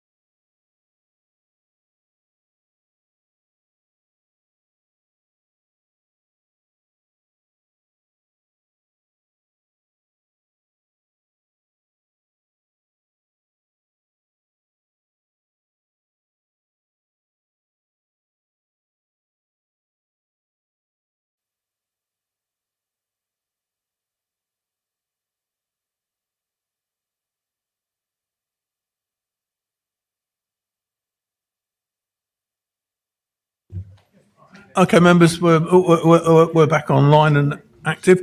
Can I refer to the monitoring officer as regards to the questioners with the taking that final sentence out materially changes the what's already happened and whether we have to get the right to speak again, etc. Over to you.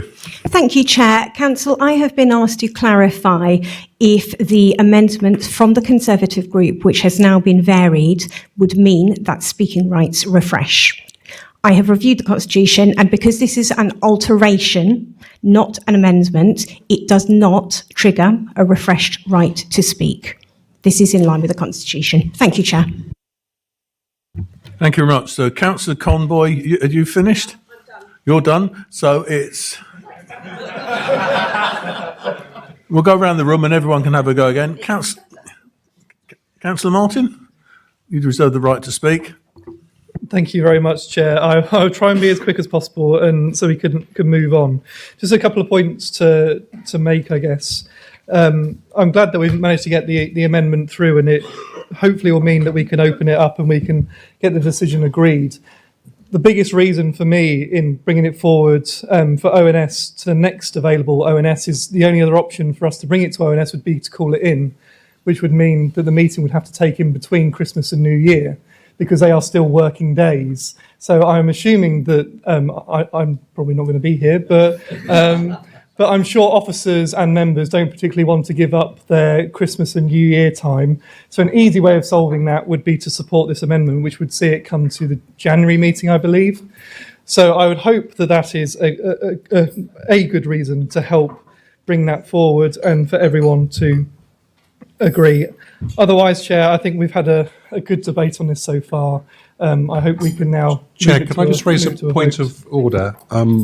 Is what Councillor Martin's saying correct? This is an executive decision, so I'm not sure if it could be called in. Could we just get some advice?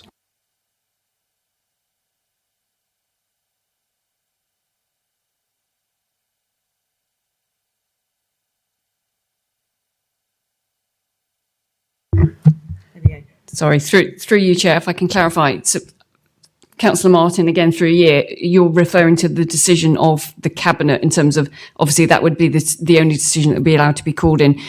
Can I also raise a point of clarification in terms of your reference to the Overview Scrutiny Panel? If it is called in, the notice of the decision has to be published within 3 working days of the Cabinet meeting, which it hasn't done so at the moment. We've got 3 working days to publish that decision. Members of the Overview Scrutiny Panel have got 5 working days to call in that decision, with Christmas and New Year in between. Potentially the last day to have that scrutiny panel would be the 12th of January.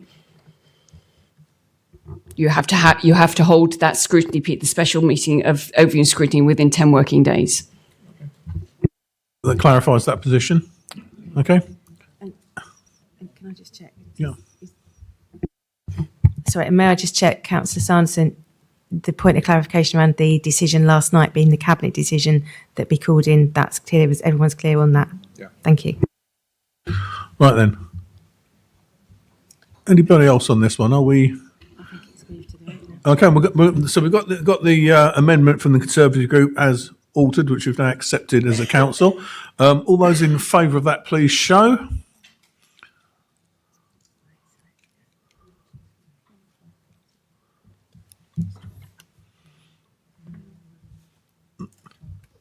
Those against?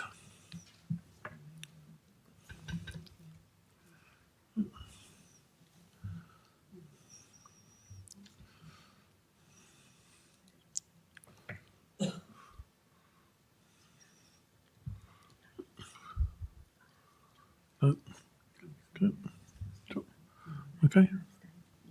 Yep. Abstentions, please. 3. Okay, so that therefore is lost, and we now return to the substantive motion, I believe.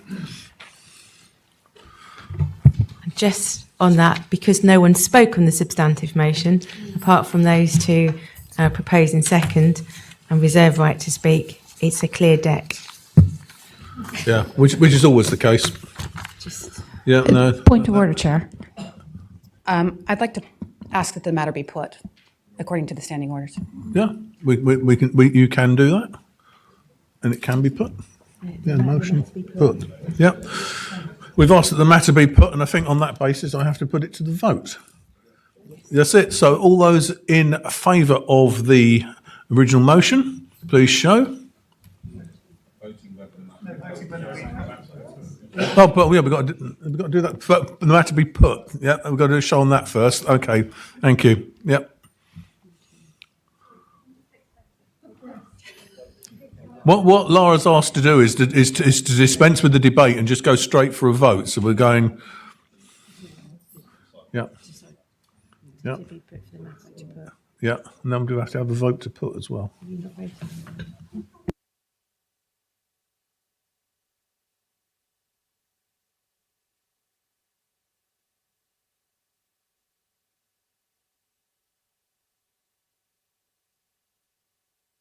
Those against, please.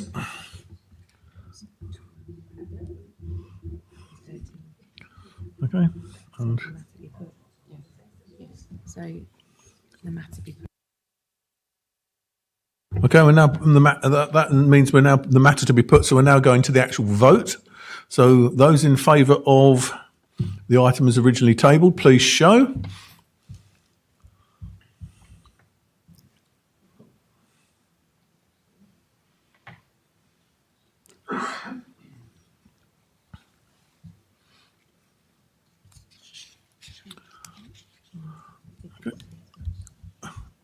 Okay, thank you. Those against? I think that's it then. Abstained? Okay, thank you very much. That motion's therefore carried. Thank you very much, members, for that monumental task. Very much appreciated. Item 10, reorganisation of the Community Governance Order, Glatton and Conington. I believe that Councillor Burke's going to come and join us. Thank you very much.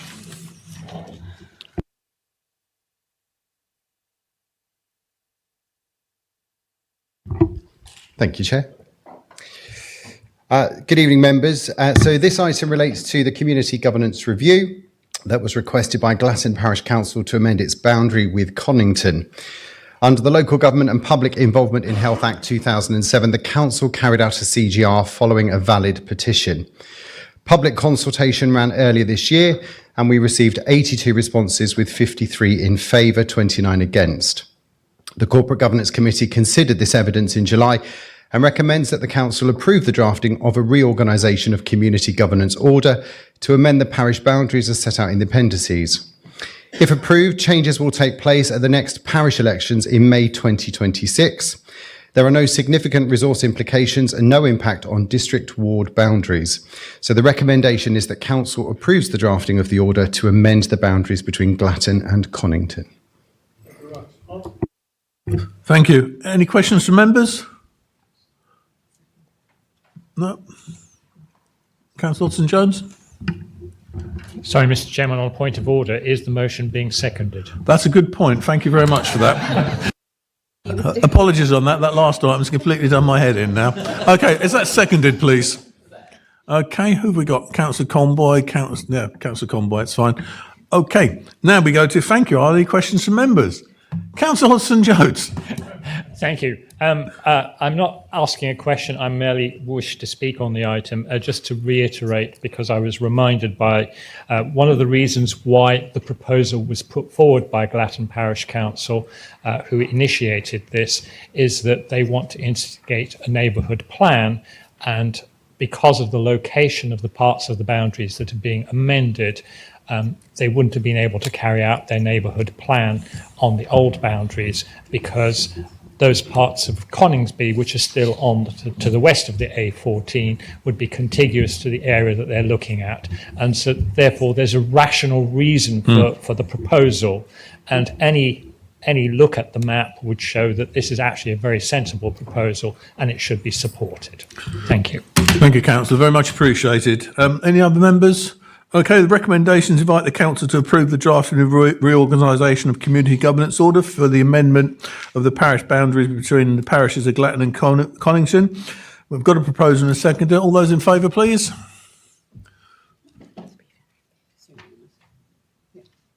Any against? I think we've got one abstention, have we? Two abstentions. Oh, apologies. Okay, that's therefore carried, and Councillor Burke's going to stay with us. Now for item 11, changes to the Constitution, Council Procedure Rules and Substitutes Policies. Turning to page 107 of your agenda, I invite Councillor Burke, Chair of the Corporate Governance Committee, to present the update on the review of the Council's Constitution. A fully tracked version of the Council Procedures Rules has been uploaded as a supplemental due to the agenda pack not showing this full detail. Over to you. Thank you very much, Chair. So, members, this item concerns updates to our Constitution. The last full review of the Constitution was in 2015. A working group supported by legal experts has completed the first phase of the review, with two key changes being proposed. Council procedure rules, so that is broaden the scope of questions, clarify urgent questions and motions, and improve structure. And also the substitutes policy, which is allowance of any councillor to act as a substitute to maintain attendance and quoracy. These changes strengthen governance and take effect immediately after approval, and the recommendation therefore is Council is asked to approve the revised council procedure rules and the substitutes policy for inclusion in the Constitution. So I'm proposing that. Proposed. Do we have a second on that, please? Councillor Dave Shaw. On that one, any questions from members, please? Okay. Is Councillor Hodson-Jones scratching his head or going to ask a question? Question? Go on then, go for it. It's not a question. I'm just merely wishing to say that this has been discussed thoroughly, and it's simply a part of the work that still needs to be done on the council's constitution. This is not the end position. Well, it's the end position in terms of substitutes and questions, but there's still plenty more work to be done on the council's constitution, and it's all part of making sure that we have the right constitutional framework for the future, whatever the future may be for Huntingdonshire. And it's better to go into that future with a properly functioning constitution than one that still needs a lot of work. Thank you. Thank you very much. Anybody else on that? Okay, we've got a proposer in a second. Oh, Councillor Hunt. Thank you. Can I ask a question for clarification on Appendix 3, the substitutes policy? I just want to check. One of the lines says that subject to other restrictions elsewhere in the Constitution, any councillor is permitted to act as a substitute on a council body provided that, and then lists the reasoning. Can I check, does that include or does that not include a member being able to substitute for a cabinet member? As I think that, does it allow? Excludes.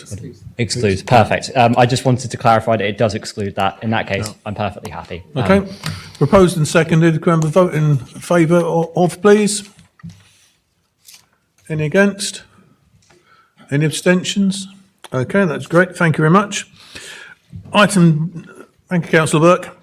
Item number 12, Treasury Management 6 month performance review. Turning to page 157 of your agenda, I invite Councillor Mickelberg, Executive Council for Finance and Resources, to present the 6 monthly update in respect to the Treasury Management activities, including investment and borrowing activity and Treasury performance. Hopefully you won't be with us as long as you were on the last time you stood there. Over to you. I promise to be quick. I'm pleased to present the Treasury Management 6 month performance review for 25-26, which reports on how this council has managed its investments, borrowing and capital financing over the period 1st of April to 30th of September. This report and my commentary this evening satisfies the statutory requirements under the Local Government Act 2003 and meets the CIPFA Code of Practice on Treasury Management and Prudential Code for Capital Finance. The ongoing improvements that officers and I have made to the report content in consultation with and guided by recommendations from overview and scrutiny and aligned to the revised CIPFA guidelines produces an easy to understand report that fortunately requires less commentary from me. The core objectives of our Treasury function are to ensure we always have enough cash to meet day-to-day obligations, to invest surplus funds wisely, earning a fair return but without undue risk, to borrow only when necessary to support capital expenditure. As usual, we have continued to meet CIPFA's recommended reporting requirements. These include a Treasury strategy approved in February 2025, this mid-year review to Council in December, quarterly updates to Cabinet, and we plan but it may well not be me delivering a final outturn report for council, which will fall in the next administration's reporting period. Reviewing our capital expenditure and borrowing numbers show that rephasing has jumped the budget from 14.5 million to 27.69 million, with a forecast end-of-year outturn of just over 24 million. Around 9 million of this expenditure was financed by borrowing, meaning the vast majority was funded from internal or external capital resources, including grants. I repeat previous advice that this is an area that can cause confusion and is the difference between accounting borrowing, shown in the capital financing requirement, and cash borrowing, which is taking out a loan from the Public Works Loan Board or another lender. We have not undertaken any new external borrowing in this period. Instead, we continue our policy of internal borrowing using existing reserves to avoid locking in relatively high interest rates. As a result, we remain under-borrowed compared to our capital financing requirement by some £35 million. Our cash or external borrowing is via the Public Works Loan Board over long time periods and at low fixed rates. Local government reorganisation now means that the decision on settling these debts at loan end are almost certainly going to belong to a new authority and not just a new portfolio holder. Our capital financing requirement, which reflects the Council's underlying need to borrow, is forecast to increase to 79 million, a level consistent with our long-term capital strategy and within our authorised borrowing limits. This position is acceptable, and we've built the flexibility to offer future resilience. Looking at our investment performance shows we have finished the period with an average of 71.6 million of internal funds available for investment, achieving an average return of 4.11%. The net movement is 85 million. We have invested 408 million and repaid 323 million over this time period. This is because we are a collection authority, billing and collecting and then passing payments to others. It is prudent to ensure that as these funds arrive, they are invested to achieve the highest return rate for the lowest risk. Our investments were made primarily in low-risk instruments, mostly the Government Debt Management Office or DMO. It is very difficult to forecast the rates that the DMO offer. Whilst the DMO fits our risk appetite, which is relatively low risk, the downside can be that interest earned may be less predictable or less appealing than many money market funds, although that has not been the case over this period, with an averaged weighted interest rate of 3.98%. Key to note is that our Treasury investments conformed to the Council's approved strategy, and we experienced no liquidity issues through the period. We remain fully compliant with all of our financial risk management and prudential indicators. Borrowing remained well below both the authorised and operational boundaries. Financing costs represented 15% of our net revenue stream, below the 16% figure budgeted. We met all credit structure limits set out in our strategy. Our portfolio credit rating remains strong at AA-, and our current liquidity buffer ensures we can respond swiftly to unexpected events without needing to borrow. The commercial investment strategy, including returns from our property holdings and the CCLA Property Fund, is now forecast to deliver net income of 2.8 million, down from a budgeted 3.6 million. We remain at risk of voids and falling asset values, particularly with a number of vacancies impacting our current interest cover ratio, which dipped to 1.7 from 1.8 at the start. Let me start again. It dipped to 1.7 from 1.8 at the end of last year. The review of the commercial investment strategy has completed. However, local government reorganisation has both delayed and created complexity for the next steps, which have also been compounded by a change in Section 151 officer. It is worth placing all of this in the economic context. Inflation has fluctuated across the period, beginning at 3.5% and finishing at 3.8%. GDP grew 0.3% in the first 3 months, but flatlined since July. The Bank of England base rate fell from 4.5% to 4%. Interest rates are predicted to reduce by a further 0.25% before the end of this municipal financial year. Global events, including unexpected tariff shifts and geopolitical risks, continue to create uncertainty. Chair, this report demonstrates that the Council's approach to Treasury management in the first 6 months of this financial year was secure, prudent and effective. Thank you. Thank you very much. Thank you, Councillor Mickelberg. Any questions from members? Thank you. Thank you. Appreciated. Okay, item number 13, Cambridgeshire and Peterborough Combined Authority Update. Don't start. Yeah, I know. That leads us on to the standing item, which provides us with the opportunity for District Council members to ask questions of the Cambridge and Peterborough Combined Authority issues. Oh, they've had enough today. Here we go.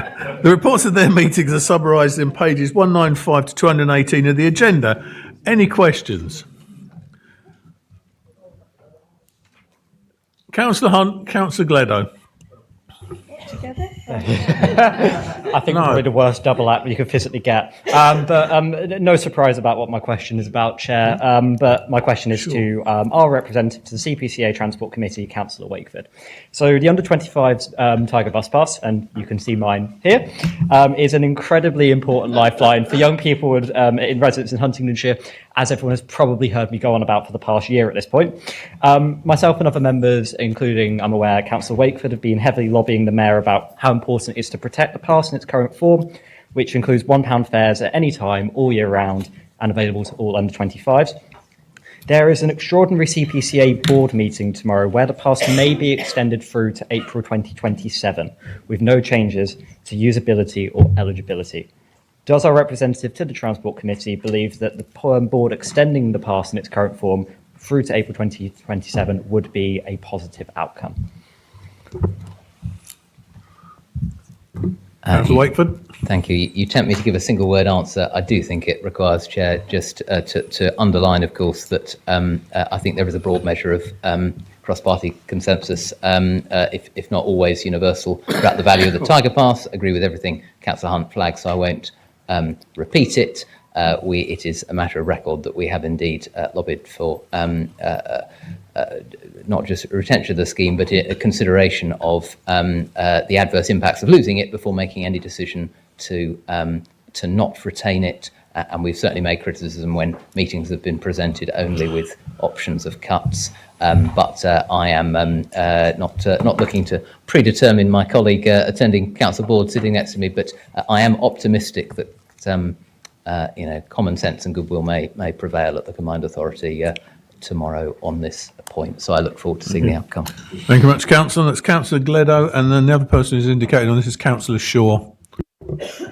Thank you, Chair. Through you. I'm not quite sure which councillor this will be addressed to, possibly Councillor Wickford or Councillor Conroy, but it's an issue specifically in relation to the Combined Authority, who are the commissioners for the upgrade of the A141 around St Ives.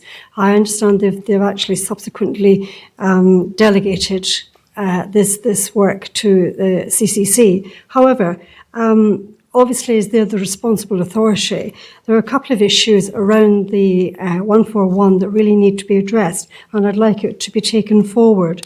There's been significant feedback and consultation on the 141, quite heated at times, and certainly it came over as the proposals that they've actually put forward are frankly unworkable.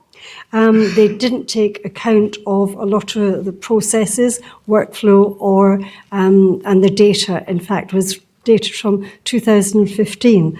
Obviously, it also didn't take account of recent flooding risks. So, in addition to that, they're also proposing a bus gate in St Ives, which frankly is not workable and is actually seen as a bit of a joke at the moment. With this in mind, I was wondering whether this CPCA would actually review the data and actually reconsider this whole scheme once they've actually got more up-to-date information. Thank you. Conboy. Thank you very much, Chair, through you. Thank you for the question. I understand why this is particularly important. For those of you who don't know, the 141 has been a topic that I've been discussing as a ward councillor for the last 11 years.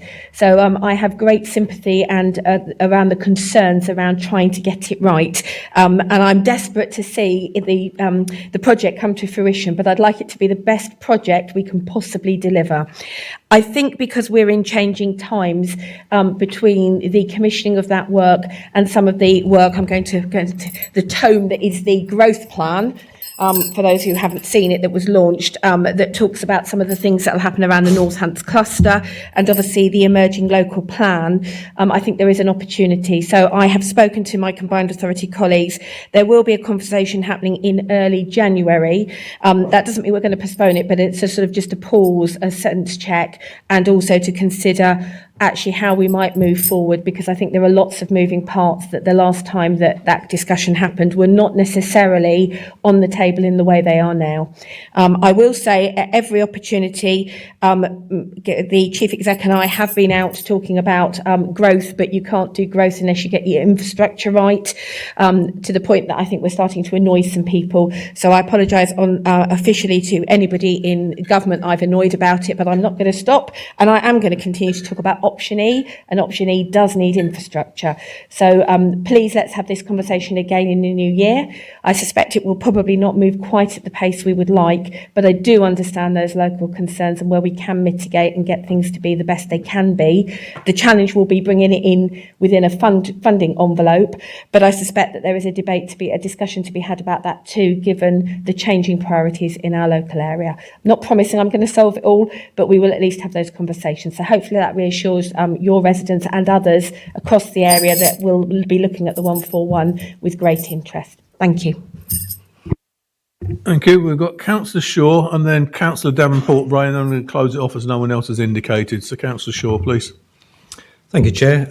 This is along a similar vein and is aimed at Councillor Conboy as Chair of the Growth Committee. I was very excited to see about the potential local growth opportunities in Huntingdonshire and read with great interest the recent press release regarding the signed statement of intent to develop defence infrastructure, which is included within the CPCA local growth plan that was approved by CPCA in November. With the proposed introduction of the planning and infrastructure bill, residents are rightly concerned that the potential growth will have unintended or unintentional impact on already struggling transport infrastructure in and around the Huntingdon area.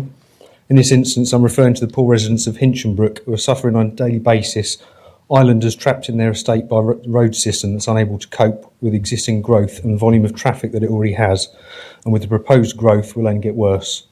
I'd like to kindly ask our representatives on the CPCA committees to do their utmost to ensure that alongside the much needed growth comes with it a package of infrastructure improvements that meets the needs of our residents to travel to and from these new places of work without hindrance and further gridlocking our already overloaded transport system.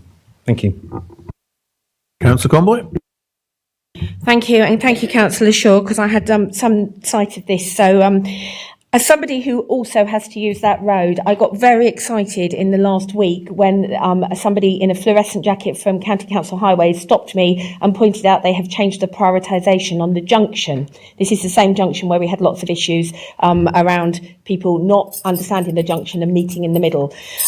I was really excited about that, but then we had some odd, spurious roadworks which stymied it completely, and it actually seemed to be worse for a couple of days.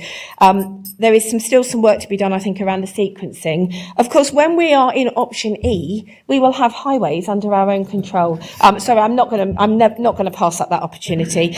But it is really important, and it goes back to the same sort of point that Councillor Geddes was making. With growth, you have to address the infrastructure pressures. You have to deliver infrastructure that works for communities. That's a constant challenge. It's a shame that my colleagues that came to talk to us about local plan aren't still with us, but I don't blame them. It's quite a long meeting. But the local plan and trying to get out of tilted balance and trying to get into a planned, managed strategy is also important alongside the growth plan. Because if we can do that and then we can work with the combined authority, with County Council Highways until it's under our control, to actually have an infrastructure plan that genuinely looks at those pressures, roads, but it can also include health, it can also include education, further education. That's kind of the place we want to get to. So I look forward to experiencing Hinchingbrook in a slightly different way in the coming weeks. I suspect it will get quieter over the Christmas period and then manic again as we go into the new year. I certainly will be talking to my county council colleagues, because if we can sequence the rest of the system, that probably would alleviate some of the challenges.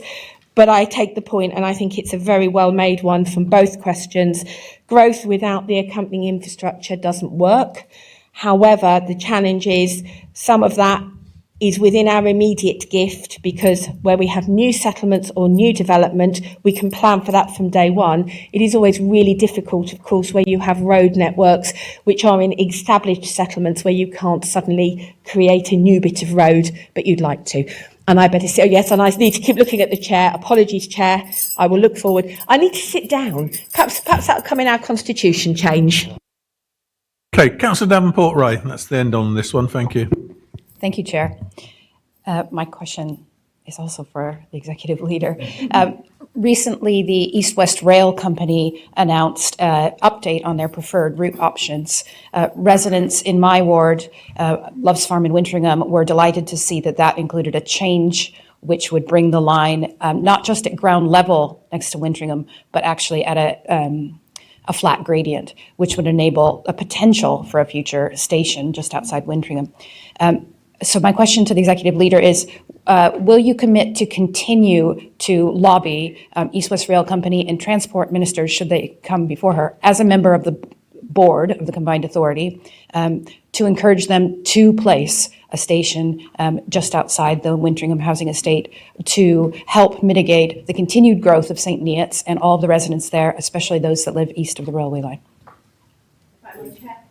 I promise to look eyes front so that I keep the microphone working. I can absolutely promise to do that. I was at the launch of the growth plan, which was an event in Cambridge, followed by one in Westminster, where I was talking actively about the impact of things like East West Rail and the potential for it to open up new commuting routes, new opportunities for growth. And that doesn't just mean housing, that also means employment. And it means local employment, as well as people who will commute out to employment in routes that possibly don't exist.